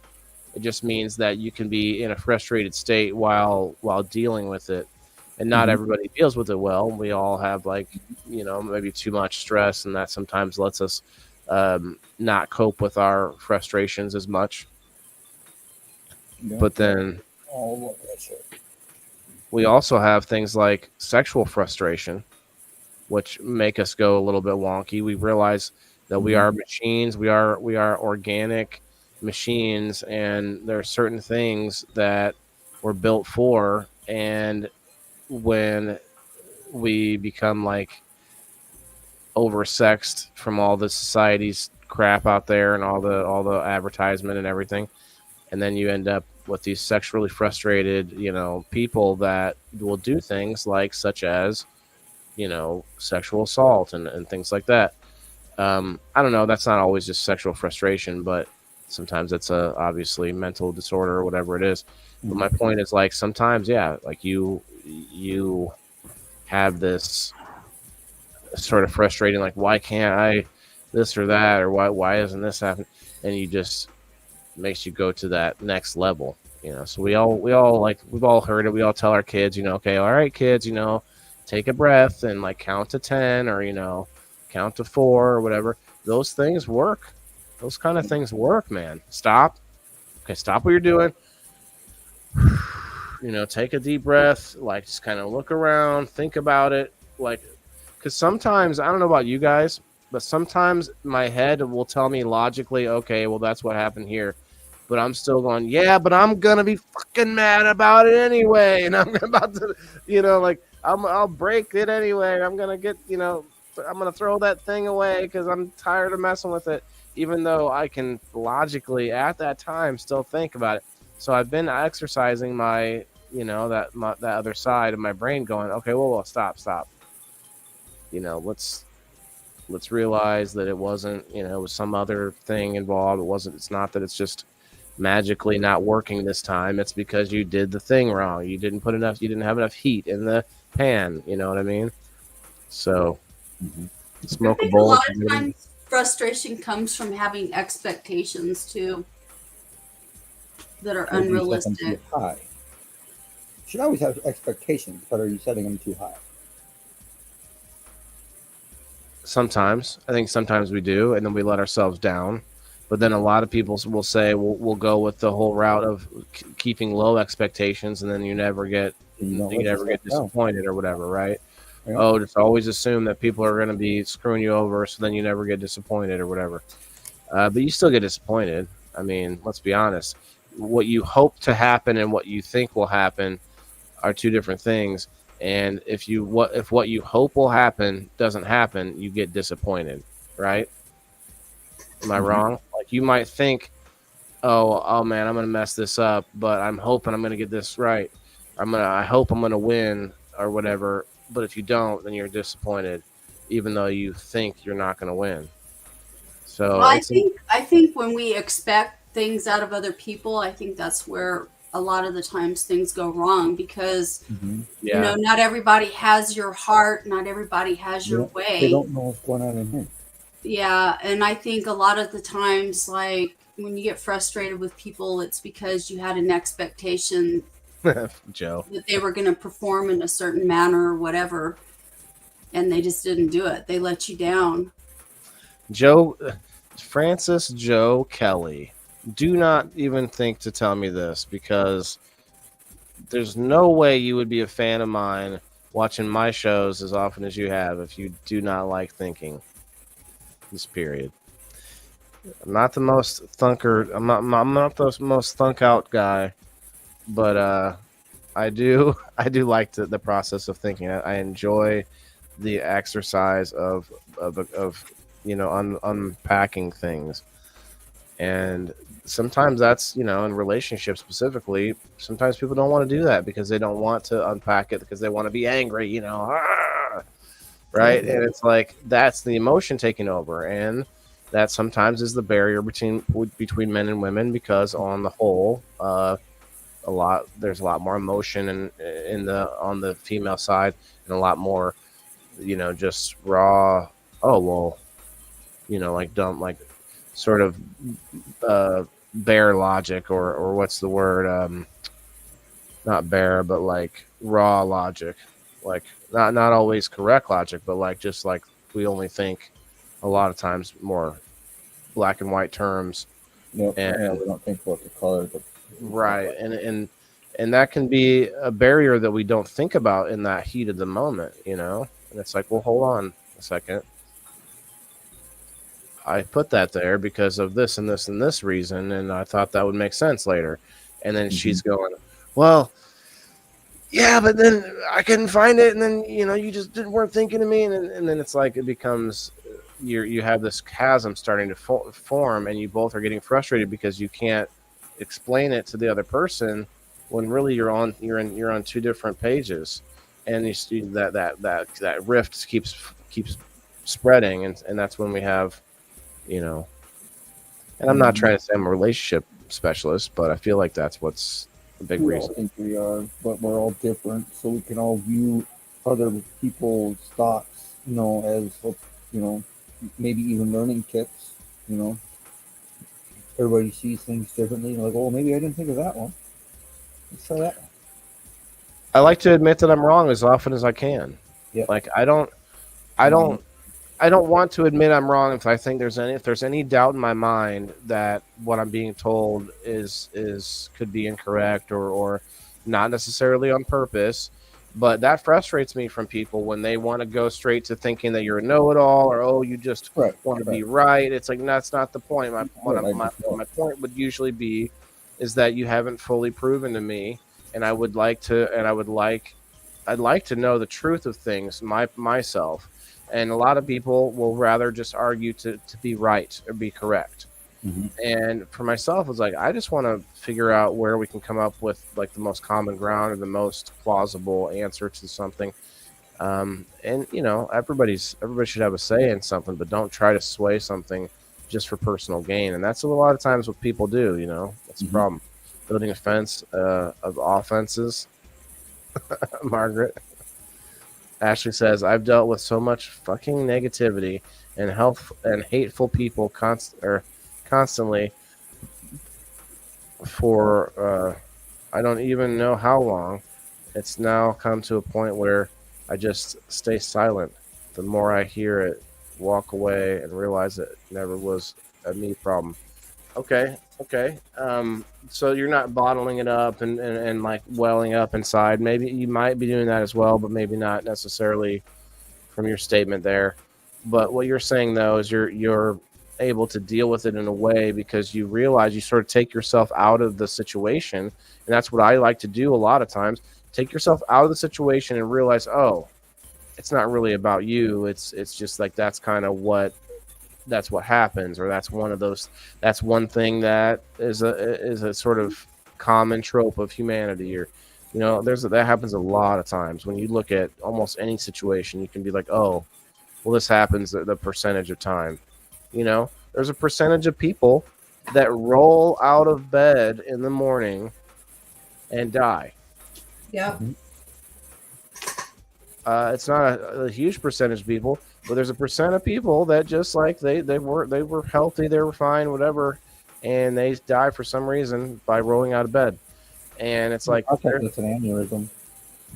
I mean, maybe, but there's also like all sorts of like land on something, head hit the desk, whatever, just different things. But from that reason, so what I mean is like you can really give yourself some perspective, and that's what this show's all about. By remembering that, oh yeah, this is something that happens on a certain percent of time in the world. Almost every time. Like there's I don't even know if I could say that there's ever a chance when I could say, oh, this has never happened before, ever. Especially when you speak in more generalities. I like generalities, but I also like getting specific too. I guess I'm really weird like that. I'm kind of two sides to every coin. Very strange. I try to think two sides to every point. No more. I like spaces, with abuse and all that crap when I was a kid. So I had to build that fence to protect myself at all costs, and I went through that, and basically banded by both my parents. And then, so I grew up as a teenager, bouncing around between my grandparents and the street and friends, and so basically I went from trying to protect myself to turning to being violent in nature, destroying shit, stealing stuff, being a bad character, period. And once I started getting older and I had the kids, and I was just like, wait, this isn't right. I can't be doing this.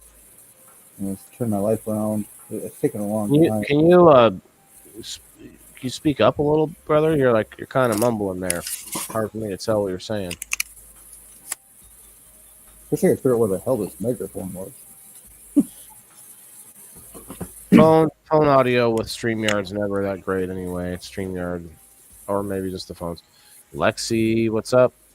Well, I was through some crap, and then I put myself through some more crap, and none of it was good. And having a kid and stuff like that, you start to realize that you need to this is a human life that you're toying with, and you just got to be like, well, if you want to be a dad, you got to grow the fuck up, and that's what I chose to do. And now it's starting to turn to that point where I hated the police. I was scared of people like you people, which are now my friends pretty much, or like family. Like just doing weird things. I've literally coached kindergarten to first grade soccer for 3 years in a row, and then I did youth t-ball, which they didn't even play t-ball, and that was kind of interesting. Because a lot of people judge my character, all my piercings and tattoos and the long hair and stuff like that. People look at me, oh, that's just a dirtbag. He's gonna be terrible for my children, and then they turn out to be like, yeah, you can say whatever you want. Well, you never know. I mean, like there's a reason that appearances matter. Okay, like Right. I would love to say that oh, you should get to know me before you judge me and all these things. But the fact is, we don't get a lot of time to meet and to know people before being able to create an impression from them. What they say, first impressions, right? And that's a big problem, is that people don't give us that leeway. Because like for instance, in the dating world, when you're looking at when someone gets mad that they say something about looks and about how superficial that is and this and that. Well, you got to realize that is the very first impression. Like, yeah, I mean, even if you're talking to somebody online, you're going to see their pictures. You're going to talk to them on video chat. Like, you don't realize, like, you have to give that. Like, you can't pretend forever. You can't hide. So it's true. It's part of nature. It's part of life. And so to deny that, it will make you more. Will give you more hurt long term. So guys, listen, we've got we're starting to lose everybody now. We got 40 people still. If we want to do another giveaway, I'd love to. I think we should still do that though, off of the likes and shares wheel, like and share wheel. So if you haven't gotten on the like and share wheel, why don't you let me know if you want to get on there? We had Lexi Graves pop through. Thanks, Lexi, for popping through. Thank you very much. She said, thank you for everything you do. Well, thank you for everything you do. I get my husband in bed. Now the rest of the night is mine. Valerie says, well, Valerie, I'll do a dab to that. I've been looking for a reason, and I feel like that's a good reason. But I do want to do another little giveaway. If you guys are interested, then we'll spin this wheel twice. Why not? Well, there you go. All right, Valerie. If you have Rumble, you can also go over to Rumble, like and comment a few times, and we'll get you on the wheel again. Two more times. Oh, I didn't. I did see you over there, didn't I, Wes? It's all good, dude. It's all good. Gotcha. I don't really care. Gotcha. Like Loretta. I'm just here for some friends, somebody to bullshit with, somebody like-minded, similarities. It's nice to have that in common thing. So, hey, Popeye. Rumble is kind of like YouTube, Popeye. It's much better, though. They allow a lot more of things that are legal and free. So I'm looking here, guys. Make sure you actually like and share. Definitely help us out. And if you would make sure you're following my page, and make sure you're following my profile if you guys can. If anybody does that, for some reason I'm losing followers on my regular profile. It's weird. I mean, maybe, I don't know. Could be maybe I did something. I did start sharing it out to people in Messenger. I stopped doing that though, because I think some people might have been upset about it. Some people appreciate it. Huh? They didn't like it. They just didn't have to respond. Right. I don't know if that's what happened. I'm just like, I try to link things with what happened. Electrical storms. Twin One, I forgot. You got to remind me who you are again. Are you Mandy or Misty?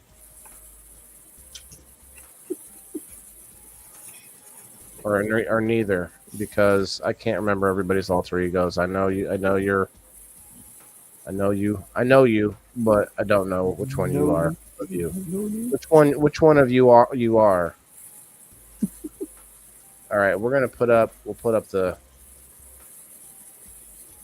this back up real quick while some new people are popping in. Cool, like a Twitch kind of thing.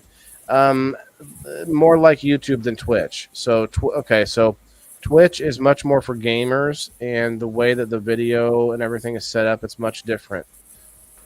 With all these game categories and stuff. And so Twitch actually has a rival named Kick, Kick. We are live on Kick right now as well. If anyone knows about Kick, you can go find us over there, the Indoor Farmer. But Rumble is much more like a YouTube replacement and much more freedom of speech. YouTube, for instance, guys, on YouTube, I have a couple hundred followers. Only, well, let's just check real quick. Not a single person watching on YouTube because they do not like cannabis content. Over on Rumble, we got 28 awesome Rumblers hanging out right now. And then on Facebook, we only have 19, which is awesome. But 19, when you compare the difference in my follower base between Facebook and Rumble, like, that's just insane. That's an algorithm difference, not a oh, you just don't have enough followers on Facebook to get 28 people in here. It's because they don't let your followers see you because they want you to pay to get seen and all this stuff. So it's just a thing, man. It's a whole thing. Over on the Rumble, it's more free, man. It feels like YouTube circa 2004 or something. I don't know, whenever YouTube came out. But it's like you go over there, you hit the like button, and you start typing in the chat and saying hi, and boom, it starts to throw us into a real algorithm. That's one thing that frustrates me is the internet. This whole thing. It's not that bad, to be honest, because there's a story that came out recently. A big YouTuber, a big streamer, I guess I forget who the name was. A big streamer, big rich, like a streamer that makes a lot of money doing it. Which eventually I hope to be, in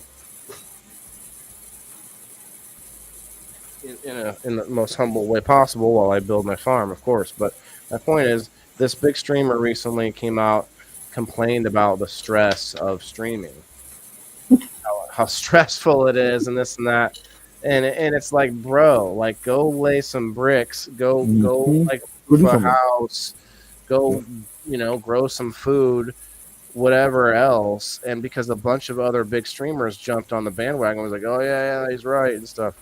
But then some other ones have pushed back since, and it's been a funny thing kind of going through the Twitter sphere.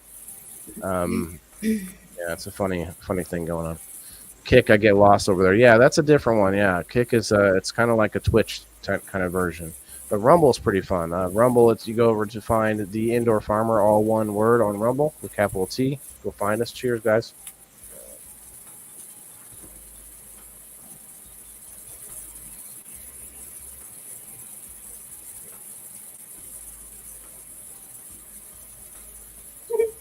This little Ewok dog is over here snoring.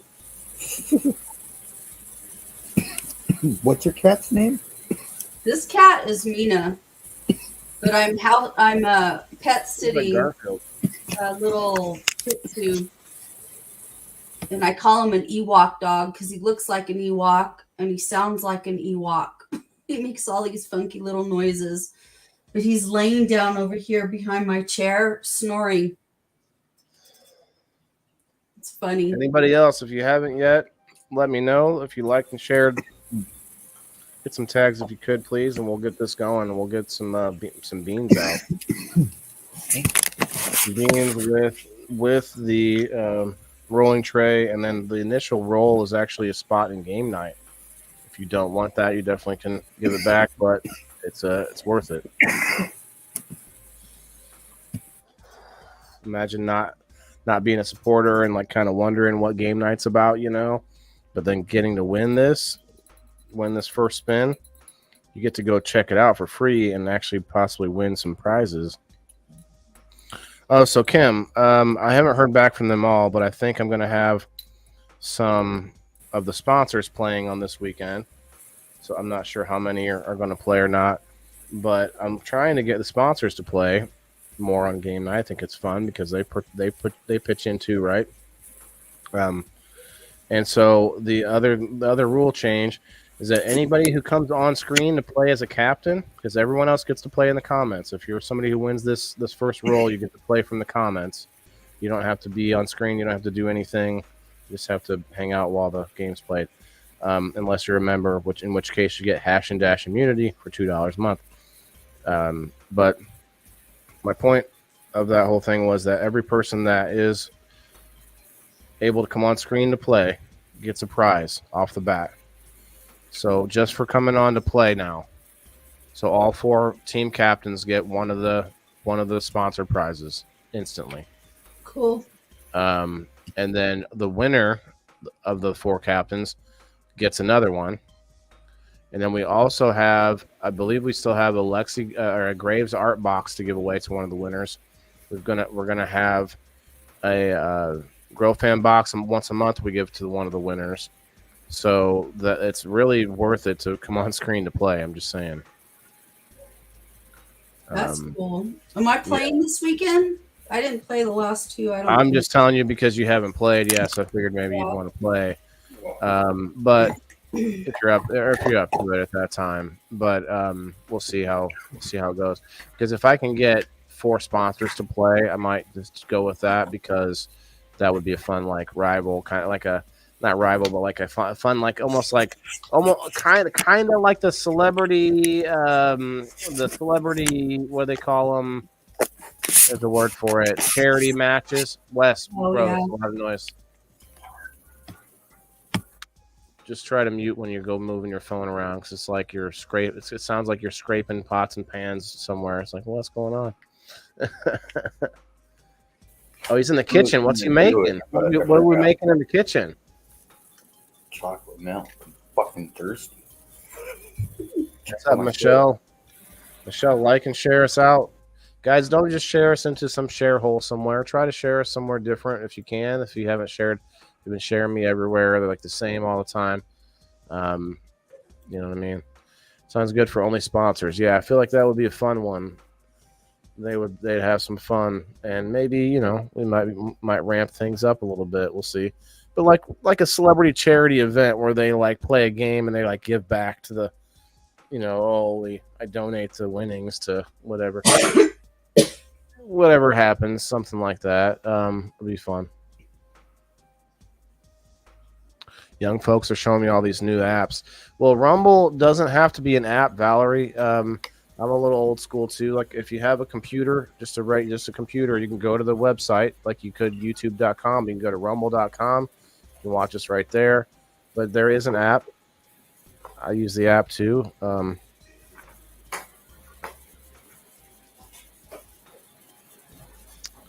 Bay said they found me on Rumble. I didn't see you comment though. You might not be able to comment yet. Sometimes you can't comment right away.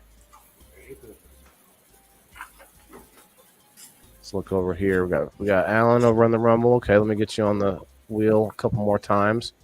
Who's twin one? You never told me. Which twin do we have over there?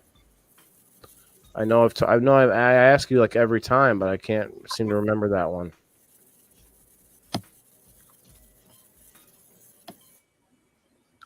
Cheers, Alan. I think I just got you on there 2 more times. Hopefully not 5 total. Yes, okay. So you got 2 more for going over the Rumble. Now you're on the wheel. Total of 3 times. My hat. I had to restart my phone. Okay. No worries.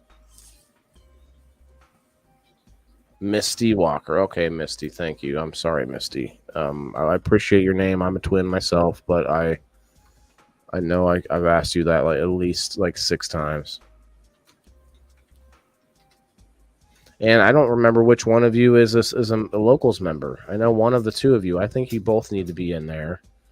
I think you need to both get in there, and then one of you each week every week, one or the other one could be in the games winning some prizes. The more people we get in there, guys, for the same price, because I don't want to raise the price, but the more people we get in there for $2, the more justification we have for gaining more sponsors, because it's a value to them, and it's a value to you, and it's a value to me, and boom, we've got a win-win-win scenario. Let's go. Anyway. All right, Misty, I got you on the wheel as well. We'll do that spin here pretty soon. We're over 2 hours already, but it's been a good show, actually. A lot of things that are frustrating out there, but I think it helps to discuss and talk to people that have similar frustrations. You know, not to overuse the word, but yeah, I mean, that's what this show's all about. Like, hey, some of us are probably frustrated about a lot of the topics that we've brought up in the past, in which case we were like thinking, why can't the world be this way or whatever, whichever way.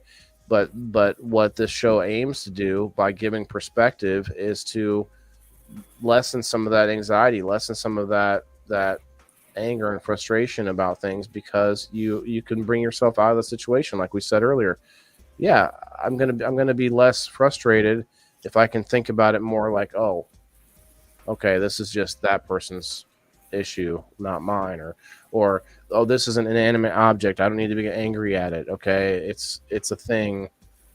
You know, I'm a person. I don't need, like, when I was younger, I would get more angry at some things, you know, like trying to like set up a printer and put the printer cartridge in there, you know, and the old school printer cartridges and the home computers like would just be terrible, hard to get in there. I don't know if anyone remembers some of those, but man, I just remember this one time. I don't even remember how old I was, probably 20 something. But man, I just wanted to just break the whole printer, you know, at this point. It's like, it's a printer, guy. It's not, it's an inanimate object. It didn't do anything. It didn't do anything to you. Tried searching your name, but nothing popped up. So base search, well, somebody from Rumble will come over nicely and give us a link, I'm sure. But Rumble does not cost $2, Valerie. I'm sorry.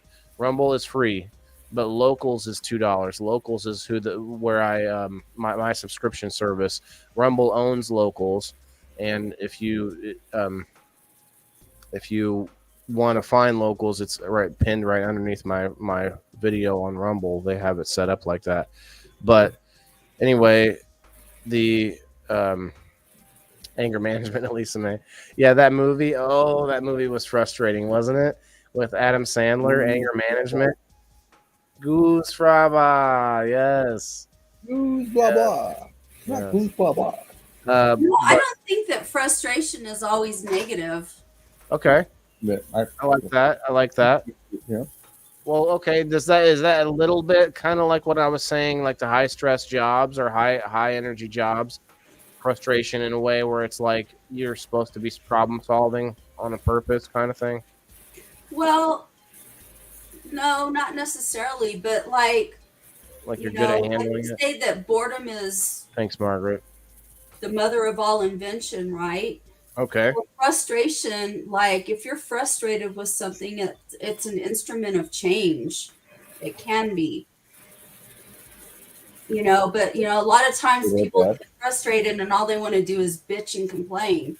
And bitching and complaining doesn't do anything other than to, get heat off, I agree. I like solutions. Yeah, I don't like listening to people bitch. It's like you need to be productive with that bitching. Sure. Otherwise, I like to complain. Right. I tried that and I got fired.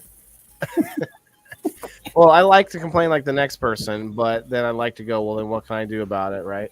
But we actually took that to the extreme one time, Kim. We had an episode about addiction. And we had a couple of friends on that were alcoholics, and they were drinking during the show. And we ended up almost ganging up on one guy, all of us like taking turns telling him what he should do to fix his life and stuff. And that is the extreme of coming up with solutions. That was not. I had to stop. We had to stop at one point. Like, whoa.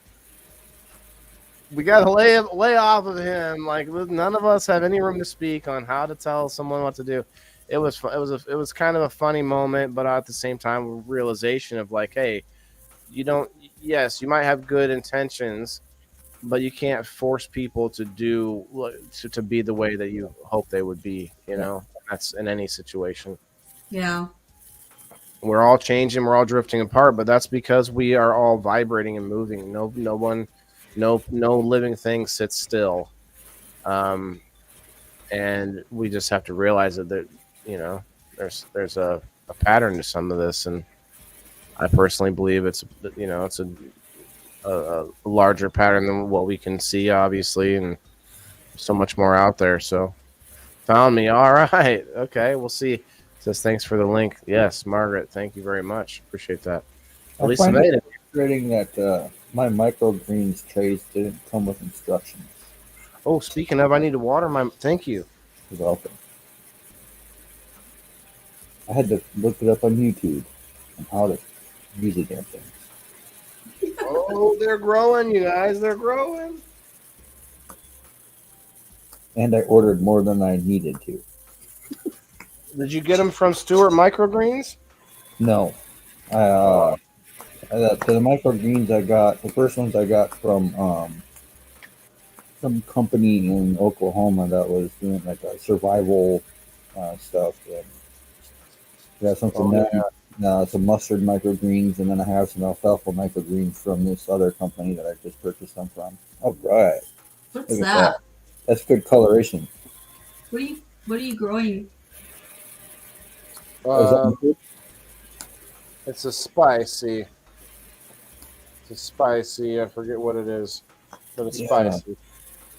God, I know they're spicy. I can tell you, but I can't remember. yeah. I have some spicy for you. Wheatgrass. It was wheatgrass. What? It was wheatgrass, dude. Something like that, yeah. That's what it was. Yes. Mm-hmm. Yes. I got something spicy. Yeah, you said that twice. So we'll go down to the local martini bar, and you find yourself a youngster that's looking. I don't mean that kind of spicy. Oh wait, what are you talking about? I'm talking about chili peppers.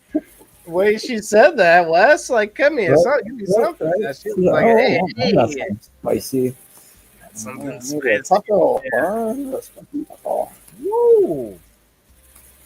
I So Bay got- found me on the Rumble. I'm waiting to see a comment from Bay so I can put her on the wheel before I spin. And also Valerie, I think she says I'm going to be 68. Oh wow, the 20th, and I'm easy getting endless. I got a freezer full of chili peppers, Yeah, that's true. and my chili peppers are not What mild. what that- kind of chili peppers? Wow.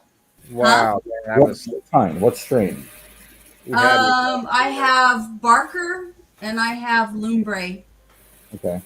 Lumbre. It sounds like oh man, that reminds me of the Friends episode where Joey Tribbiani, and he's selling the cologne, I think, and then there's the other guy that's like sexier, and he's like a hot dog, a cowboy. I don't know. I was going to say a hot dog for some reason. Cowboy guy, and he's like, hombre. What did you say the name was again? Lumbre. Lumbre. Okay, kind of the same. All right, some of you out there are saying right now to yourselves, I remember that episode. Ombre guy. He's like he actually sprays perfume in someone's face. Yeah, I remember that in a department store. Now I tried Rumble just now. Said my username was taken already and kept freezing up. Oh.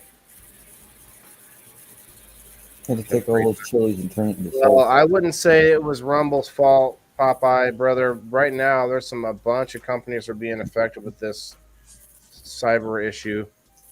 Whatever's happening, there's a bunch of stuff, bunch of glitches and things like that. So, but if you like and share over here on Facebook, I'll get you on this wheel.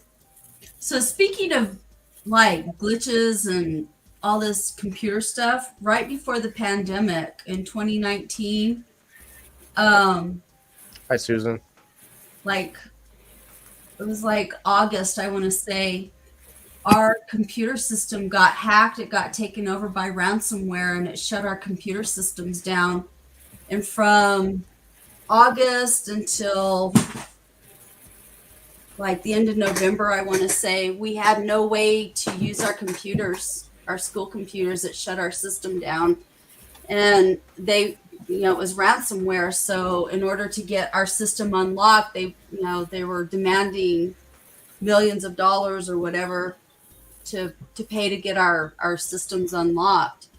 And our district had prepared for it. It took months to bring our systems back online and everything, but they had copied everything, all the files for everything. And so it's like I said, it took them a few months to get our system back online. But you have all these ransomware, and you hear all the time in the news where these like hospitals and stuff get shut down because they get ransomware attacks.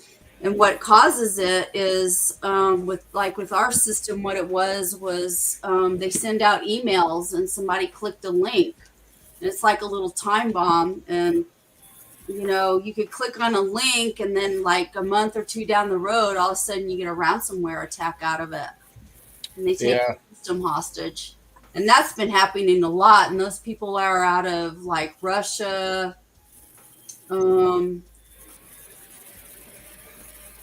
certain places in like Africa, some of those countries over on Africa. A lot of times it could be students too.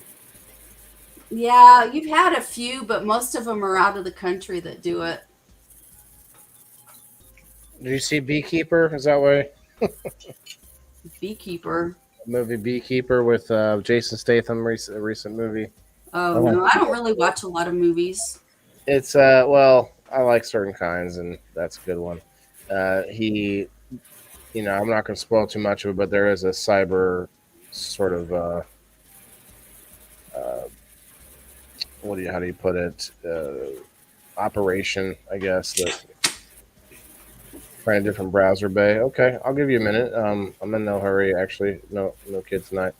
But I didn't see either one of you. Popeye, Bay, if you both want to, and Susan, Valerie, if you guys, Valerie, I got you on the wheel. Or actually, I don't know if did you. Anyone who says they liked and shared over on Facebook, I get you on the wheel as well. That's what they told me on Kick. Valerie says about what I didn't. Oh, that they told you what on Kick. Sorry. Oh, I got Valerie. I got you on the wheel, Valerie. Yep. But if those of you trying to get onto Rumble, if you want to get one spot from the Facebook side, you're welcome to share and like over on there too. I'm gonna load me a little bong here, and then let's get this spin on the way. Spending all that time making the wheel, I might as well use the wheel instead of a hashtag for the additional giveaway. Jimmy says Nigeria, lots of hackers. Hackers. Yeah. There for some reason. Not bad. Nigeria, yeah. Okay. Sounds right. Nigeria, Cameroon.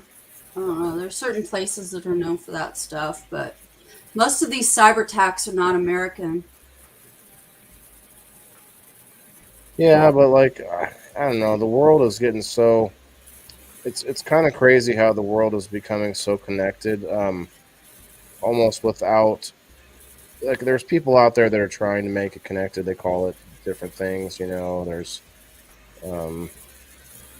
global elite or whatever, but at the same time, it's almost like it's almost like happening naturally. It's weird because of technology and how we all want to see each other's culture. We all interact with each other. Like over on X, it's crazy. We do these spaces where there's people, and on Facebook we do too. We get people from all over the world, but not like I've seen over on X. Some of the spaces I do over there, man, like on every Saturday morning, If anyone's over on X, shouts out to the Confident Speaking Space with Tim Brown. That guy, man, he knows how to run a room, and it's incredible. Every Saturday, if I can make it, I try to get on there. Hey, we got Smashley in the house. Hey, what's up? Little late to the game. That's okay. We're gonna have a later game tonight. I don't mind. I don't see why not. Have a pretty good audience tonight, guys. We have 17 on the non-Rumble side, and we got 9 over on the Rumble side. What happened over on the Rumble side? But I did gain a follower. Thanks to whoever hit the follow button. Appreciate that. Rumble was sitting over 20 for a while, so appreciate you guys over on the Rumble. Good night, Charlene. Oh, I didn't see that. Good night. Good night, Charlene. Where do you see that? Oh, on the screen. Why do I not? Oh, one of my chats not scrolled up all the way. Good night, Charlene. I'll let you know if you win. Because guess what? Charlene has hash and dash immunity. You know why? Because she's a member on Locals.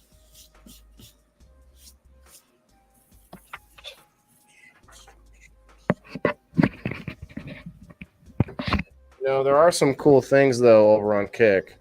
I got to admit. For instance, so if you go over there, you can do like this. Oops. Let me do that. There.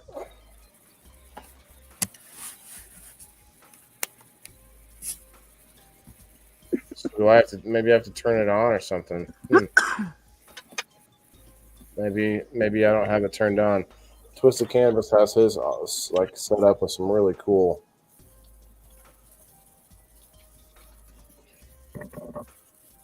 Nope, nothing works. How can I be a member on Facebook? What do you mean a member on Facebook? Well, you can like my page and be a member of my group. That'd be cool. Finally verified, Bay. Awesome. That's cool.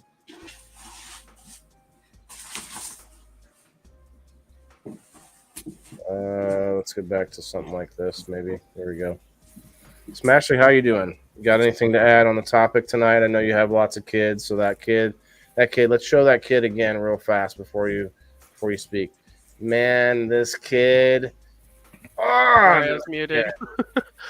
Didn't realize I was muted. Oh, you're muted. Okay. This kid with the tongue. Yeah, all my kids frustrate me. But that's part of you. Like you can sort of realistically look at it and say, oh, that's part of life. That's part of kids growing up. You can say it's just me, but it's still frustrating. So yeah, because you're you haven't even learned how to live life yourself. So it's like you got to teach these little humans how to be a decent human being. It can be hard. It can be hard. We found you on the Rumble. Yes, and Susan, make sure you hit the like button on the Rumble, ladies and gentlemen, because that's partly why you get the wheel spot. And if you haven't yet already liked the Facebook side, I really appreciate that too. I just didn't see that. 33 awesome likes on the Facebook side. Thank you very much. So, anything else besides kids? Is it, plants? Are plants frustrating? No, those heal. Well, yeah, but they can still be frustrating. Yeah, I guess, as you're learning. For sure. There's still some things I struggle with growing. But, I don't know. I guess most of my frustrations lies in negative people. Complaining all the time. Nothing's ever good. Blah, blah, Bringing blah. you down. Yeah. Yeah, it's like, it's terrible. It's like, I want to be around people that build me up and not freaking suck the energy from my soul. Yeah, Susan, that doesn't work over there. It's not even working on Kick for me, so I guess I don't have it turned on or whatever the situation may be.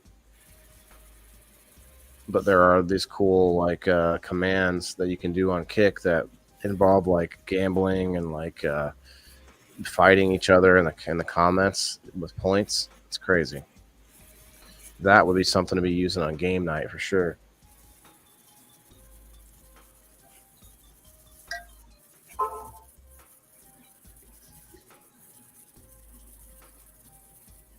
I guess you know what else frustrates me Mm. is when those negative people portray themselves as positive, uplifting people, Hmm. like hypocrites, Hypocrites, yes. like preaching one thing and then doing exactly the opposite, like behind closed doors. You know what frustrates me? Hmm. Gaslighting. Yeah. Oh yeah. Yep. For sure. That's the one, right? That's the one. Fake people, Lisa May. Well, Yeah. everybody is the protagonist of their own story, so you have to keep that in mind. They're not there to serve you. The And the other problem is, though, we do you think this at all, Smashley? Let me try to bring you perspective. Do we hold other people at a higher standard than we hold ourselves a lot of times? I would say I hold myself at a higher standard than I do other people. Just because you get in your head. You're always beating yourself up. Like I don't say or think what I think about myself to other people. Right. Okay. Well, I think that a lot of times it can be easy for us to expect other people to conform to something that whatever way we want something to be, and then Yeah. I they can see they that. have a different perspective, and sometimes it's as simple as the difference between uh, the way somebody like the outcome somebody wants. So not necessarily your past or your upbringing, but what is it that this person or that person wants from out of this situation, like whether that's a business situation, a friendship. If you're like, there's a lot of quote friends that pop in just as quickly as they pop out of your life, and that can be frustrating to us. But there are certain people out there that's just how they operate. They're in and out. They might have even been awesome. They might have been a drain on you, all whatever the range is of different types of acquaintances. But even still can be the type of person that's in there and out of there real fast. But there are other people that's like, I'm a friend I'm a friend till the end, like little dolls with red hair and wearing like with overalls on. You're gonna find friends like that. They're just there till the end with butcher knives. I'm just kidding. Um, but no, but for real though, like there's different people that you find, and we can be frustrated that they aren't what we thought they were, but we also aren't always what they think we are. So it's weird. It's life. It's a beautiful thing though, because we wouldn't have, like we said it already, we say it all the time. You wouldn't have the beautiful things in life if there wasn't the ugly things in life, or the evil versus the good.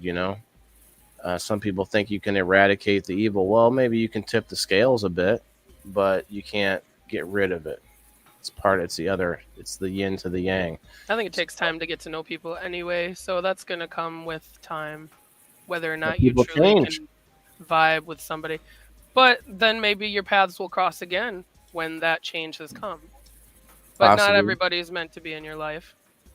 Okay, but what I'm saying is I think it's actually rare to find a person. I think it's unusual to find a person that you will vibe with your whole life, no matter Yeah. whether it's romantic, non-romantic, like no matter I feel what's like the that's a situation. lifelong friendship. I've got Yeah, a couple of those, but that's basically growing up together and going through the same shit together, so you have ways to connect.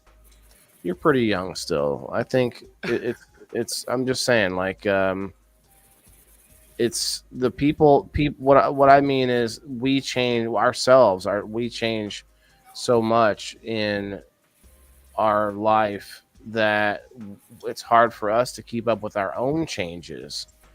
That how do we expect others to then sort of match along with those changes, you know. So I don't And I think feel the focus should be on other people. It should be on ourselves. true. I agree. I think that's totally a good way to look at it, because if you focus on being, well, even this, okay, let me give you this scenario.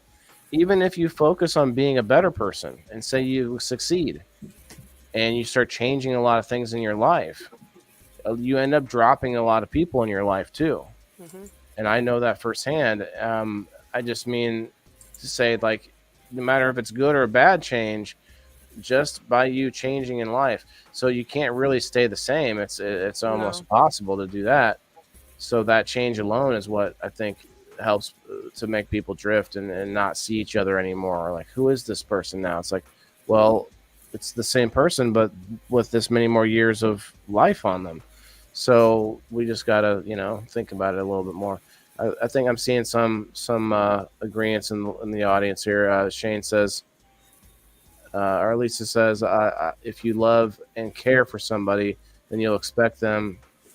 Well, you'll expect them in the situation. If not, you'll accept them. I'm sorry. If not, you can't move past it. And there, Yeah, you can't force somebody to change. right? And don't hold somebody at the same standard as you, because everyone's on their own journey at different levels on their journey. So you can't say like, oh, you should be here because this is where I'm at.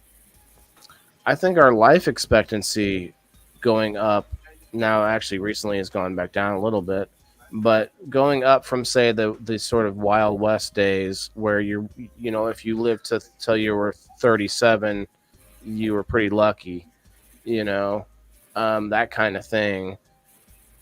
That meant that you didn't really, like, till death do us part wasn't nearly as long as it is now, Right. where that could be. It's like, okay, my high school sweetheart, let's get married.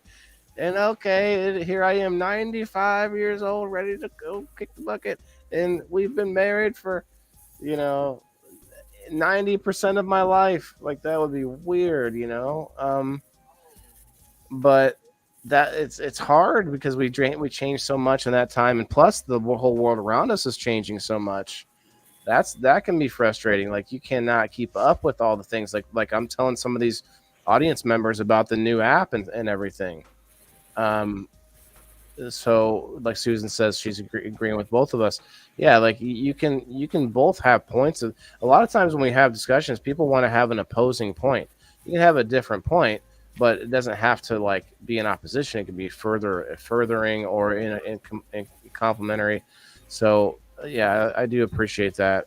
On this show, a lot of times we all come in with just different thoughts on the topic. So I like it.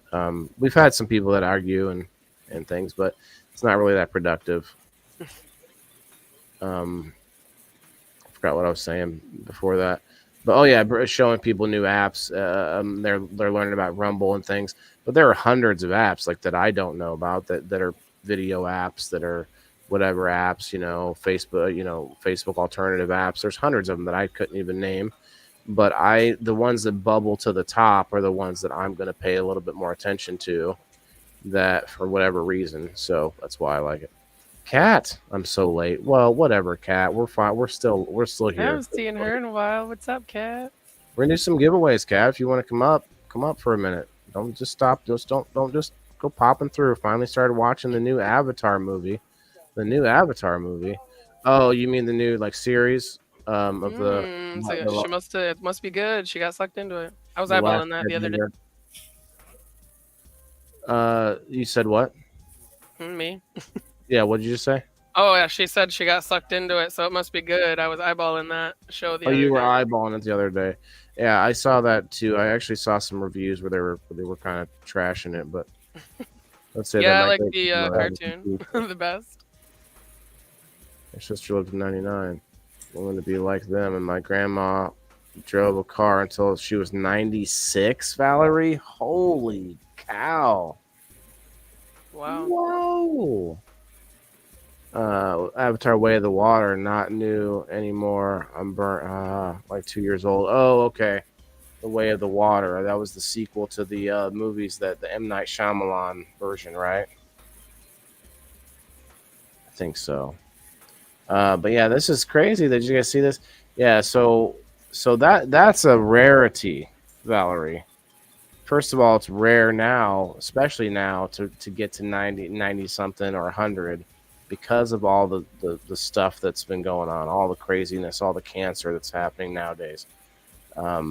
Just and we know this, but there's plenty of people out there pointing this out about the pharma and the medical industry, how there's this sort of racket where maybe not known to all the people working in it, but they have a situation where they try to create lifelong customers, and they've been outed in a lot of ways doing that. So my point is, our life expectancy has been going down a little bit lately.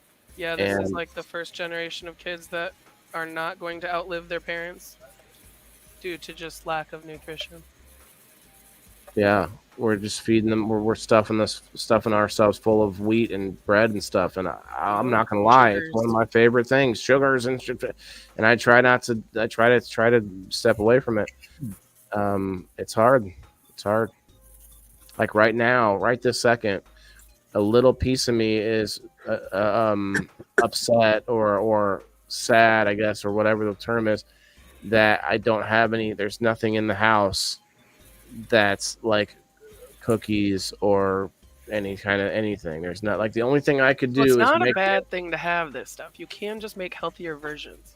Well, okay, touche. But what I could do, the only thing I could do is make a peanut butter and honey sandwich, which I could make, and that's not a bad, it's not a bad snack after the show. It's not a bad snack at all.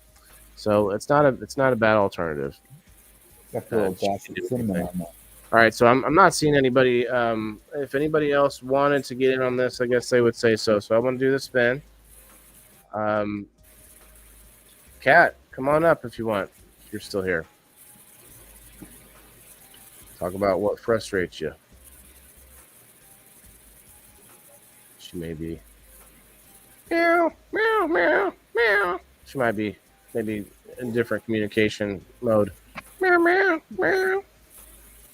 Come here, kitty. Come here, kitty. You guys ever seen the cheesing episode on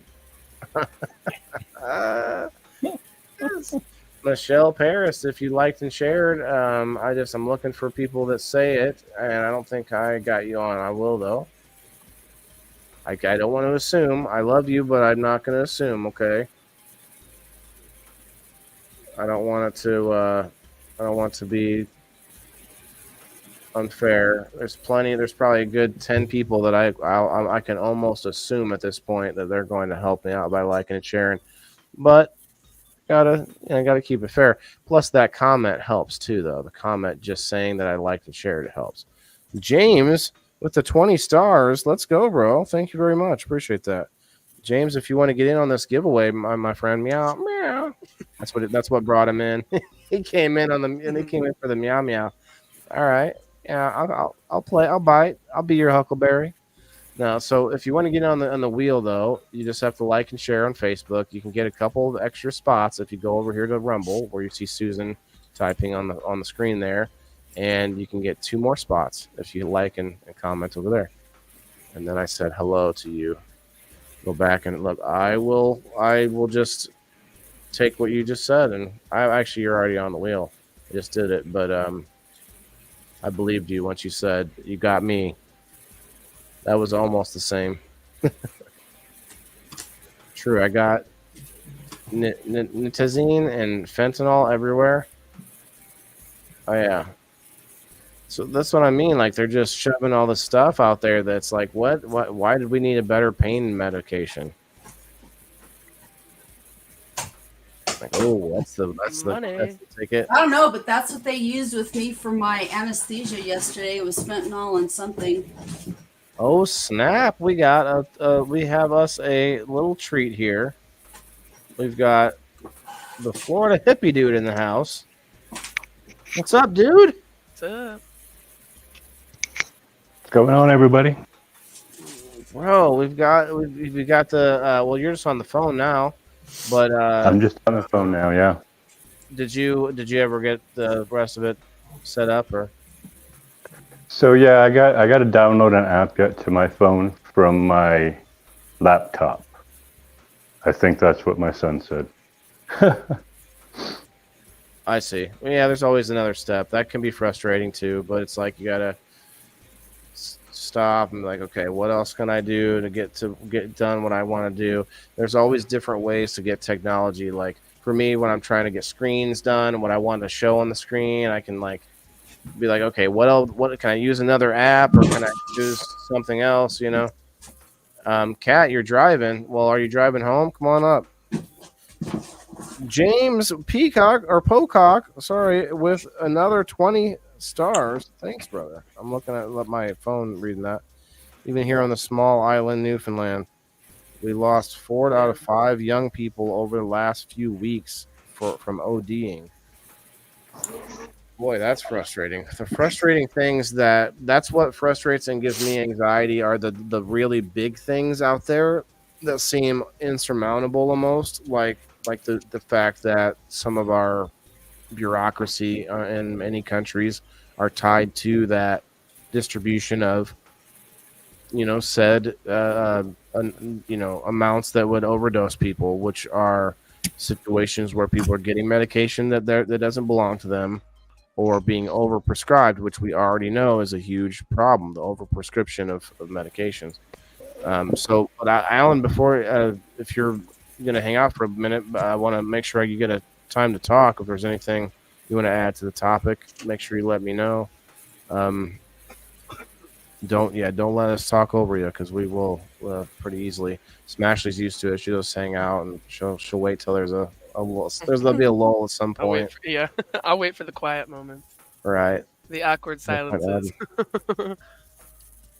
Yeah, no, it's all good. I'm digging around in my tent at the moment, and I didn't want you all to see my shiny head too damn much. Uh-huh. Well, we'll do this spin because I think that's all I see James giving me the stars. I appreciate it, bro. But if you want to get on the spin, you should get on the spin. I didn't know fentanyl was in epidurals. That's crazy. Yeah, I didn't know that either. That's bullshit. It was, or they're is, using it as now. I mean, technically, I had an epidural yesterday in my neck. Damn. All right, let's do this spin because I'm getting tired and I'm not seeing a lot of movement. I think I just got notification that my student loans are all paid off. Oh shit! Sounds like it sounds like a scam. That's $200,000 out of my hair. Good God. Yeah. That's a lot of loan. 1,000 plus. How much of that interest? It sounds like a scam, or maybe just a plea to get your vote, and just another way to trash the country. Wait, me? If who paid them off is what the $200,000 papers that you got. That would be me paying them off. Oh, you did it. Yeah. When you said you got a notice, it sounded like it wasn't anything to do with you, and someone was notifying you that. No, you pay it off through Mohila is the that's how loan I'm paying mine servicer. Mohila? Yeah. Never It's heard the of Department of Mohila. Education Services. Elisa May, all right. Come on up. Dolores, you got me on that one. All right, Lisa, there's the link. Cat K, what happened, Cat? Everyone's saying that's horrible. What's Cat saying? Oh, about the ODing. Yep. It sucks because of how available it's similar to guns because it's not that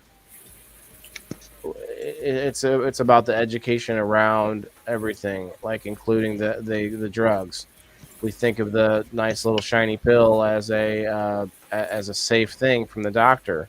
Well, we don't think of it being as unsafe if we take 2, or we'll take 3 of them maybe. Yeah, well, I don't know, maybe just take a handful. Well, that's like us not being safe. Now, some people take things that they have reactions to. That's not fun. When you find out, you're like, oh shit, that was not something I can take. But I think ODing a lot of times is a product of other things like the culture and depression, some of this anxiety that kids are feeling from all this internet, all this technology.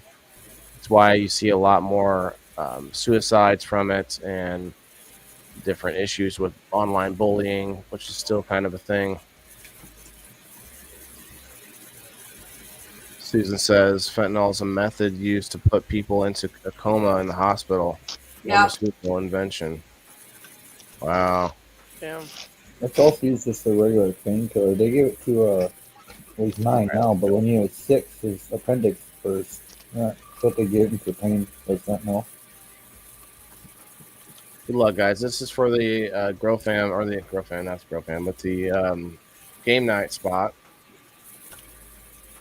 Good luck, everybody.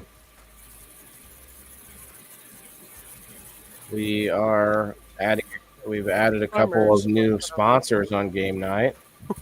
We got Elisa May coming in. What's up, Elisa? What's that? Lisa, what gets you frustrated? Life. Yeah, life is frustrating.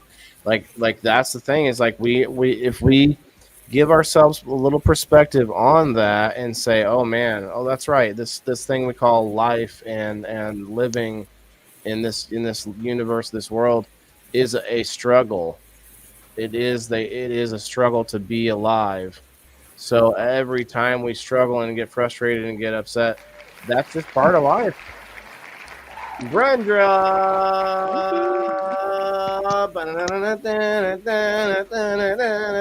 Oh, sorry. Going into the. Did I sound anything like the theme? I believe it was. I want to say Family Feud. Maybe I'm wrong. No. Price is Right. Maybe no. Anyway, it's one of them. One of the. It's in my head every time I think of it, but. Congrats, Brenda. Gotta remove you. All right, so we didn't really get back into any sort of upper number. Well, back to 15 over in the Rumble. Cheers, Rumble. Cheers. Appreciate you guys. So we got 30 people hanging out here. I don't know. We'll probably save it for game night. But Brenda gets an extra spot in game night. Let me look at the paper here. You know something else that frustrates me? Let's hear it. I put some stuff on Facebook, and then you got everybody and your mom putting up an ad for something about autism. Wait, so say it again? Like, they'll put up an ad about, like, anything to get you to try and buy something. You mean they'll put something up and like tag you in it or something? No. Just like Facebook, I believe, does watch what you say, and then they put ads up, so you see them on whatever you're talking about. I said earlier. Buying it. I typed in the chat. I said, you know what really grinds my gears? And when Jason was live earlier, we were talking about tonight's topic, and immediately after that, I saw an ad on Facebook that had a meme with Peter Griffin saying, you know what really grinds my gears? It was like 5 minutes after that. I saw it scrolling down Facebook. It was like, wow, just today, this happened. I always think the Dumb and Dumber line. No, it really chaps my ass. Oh, yeah. Predictive advertising, aka Uncle Sam watching, maybe. Yeah, well, everything's connected so much so that it's like you have 3 companies that run pretty much everything. And they charge special needs parents so much. Do you already know how hard their life is compared to an atypical kid? Why would you do that to them? Like a special needs bike is like $1,500 to $3,000. Damn. Now you can go get your regular kid a bike for maybe $100 or $200. Crazy. And some stores will do the same thing. Like Bill has buttons he could touch and we can record a word on it or whatever. At the school shops, they're like $20 for 3. You go to Walmart and they have them for your dog to keep your dog stuff, and they're like $10 for 3. That bugs me too. So you would say the price of some things that shouldn't be like that are overpriced. Yeah, they like target you. Yeah, because you're in a certain sort of captured demographic in a situation where there's not many options. I mean, that is part of the problem, though, and I can kind of see it in a realistic manner because there are there's less of a need for that type of a bike, so the demand isn't as high, which means that the price is going to be a little bit higher. Well, do they take into consideration this kid might not even be able to ride this bike that is so many $1,000s, even though it's for? I doubt they do. Yeah, I doubt they do. But I'm just saying, like, it would be kind of like asking for a custom bike, but not so much because it sounds like they probably make them like similarly for multiple kids. So that'd be a little cheaper than a custom bike, I would think. Even a stroller for a disabled kid is $1,000 compared to a stroller. Yeah, that seems ridiculous. Yeah, that's crazy. Some extra straps and things like that, you know.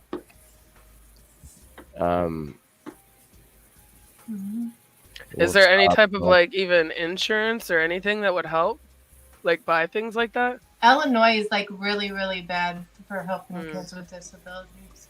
But if I was in Wisconsin, they pay the parents there to care for the disabled child. They get a medical waiver, and they get another waiver for like the bike, a tablet every 3 years, and all that stuff. Well, damn, you got to go move there then. But that's like on the back end where like everybody's. That's crazy because Wisconsin's a super conservative state, but that's very social welfare kinds of stuff. Or it's Minnesota. I'm sorry, Minnesota. Oh, not Wisconsin. Minnesota, yeah. That's where Finding Cooper's from, and she told me about the waiver there and all that. Yeah, everything they'll just give you whatever you want to do. You're kind of hard to understand, Wes. Anyone hear what he said? Yeah, you have some background noise still. I'm not sure what it is that. Yeah, I have no freaking clue. You just turned on your green screen though. Yeah, I'm bored. Oh, I see. Well, we can get out of here. Not bored. I think we're just gonna save the. We didn't really. It didn't go in the direction that we were looking for to do some extra stuff. We can do that on game night anyway. I'd like to give out a lot of stuff on game night. That's what I want to concentrate my giveaways on. You think we've passed the point of no return? I mean, I think whatever happens, it'll be a new thing. Like, think about a lot of like America to me, Timothy and Susan. I see a lot of you having a conversation there about. I think America is very unique in a lot of ways, but that's also why everybody's sort of like aiming at it. As far as like some people want to see it fail because they want to affirm their way of governing. All right, Wes.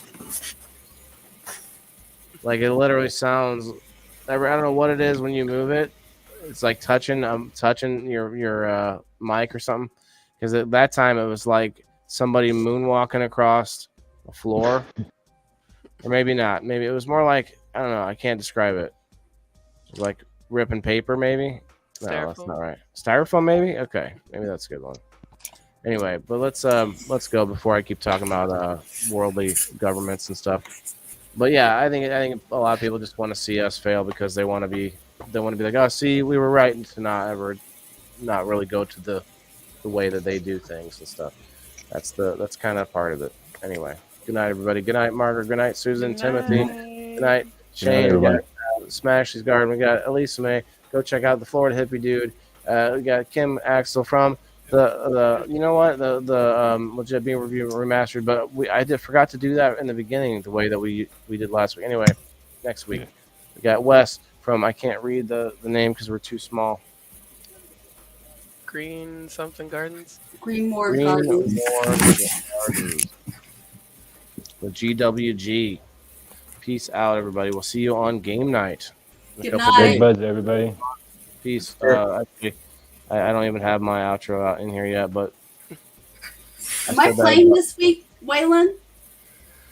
possibly. Haven't heard back from all the sponsor guys. They seem like a lot of the sponsors are starting to like ghost me and stuff, and I'm like, well, if it takes a week for me to contact, I'm gonna just take them off the wheel, whoever it is. I can't. I worry because I want to make sure we have plenty of things to give to you guys, but at the same time, like I can't be playing that game where we got a list of people. Some people like have gotten a hold. I've talked to some people and we've worked it out, and it's like, hey, do you want to still stay doing this?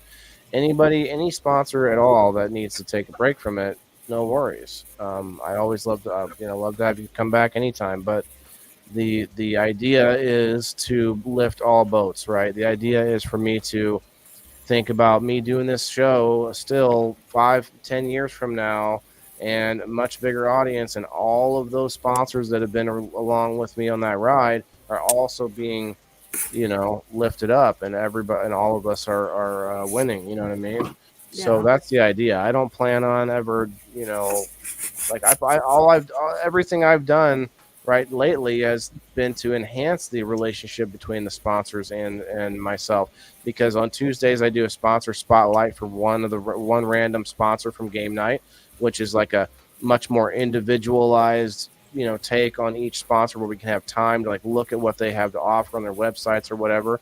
And that's huge right there alone, and that's just me doing that upon myself, because I know on game night we don't really talk about them all for a long period of time. We just we can give them the shout out, give them the time to do a quick like video if they can make a video for us, and that's great and that's fun. But I do a much longer one, and then I also went the extra mile on game night. I'm love view shops digitally for the game from the sponsors, which that's going to suck if one of the sponsors I make a whole shop for them and then they drop out. I'm like, well, shit, I can't. But it is what it is. But yeah, that's something that's only getting better for sponsors to be a part of. So I think hopefully that becomes a selling point for that, and we all come up, all of us, win. Here's the outro, everybody. Appreciate you all for hearing me rant. Thanks again. Have a good weekend. If you don't see us Sunday night, 5:30 Central Time, and also on Sunday we got Kim. If you're I don't know if you're gonna be up to it at that point, but Kim does a show on Sundays, the Legit Bean Review on Sundays, Sunday Fun Day, 2:00 Central Time. I think it's 1:00 your time, right, Kim? Yeah. All right. All right, everybody. Cheers. Oh, we wait. Smashley, your show's on Sunday too. I keep forgetting about that. It is, but it's basically at the same time as your game night. Okay, that's all right. I'm usually done early. Yep. Well, then come on over and see us. All right. Peace out, guys. Thanks again. Good night.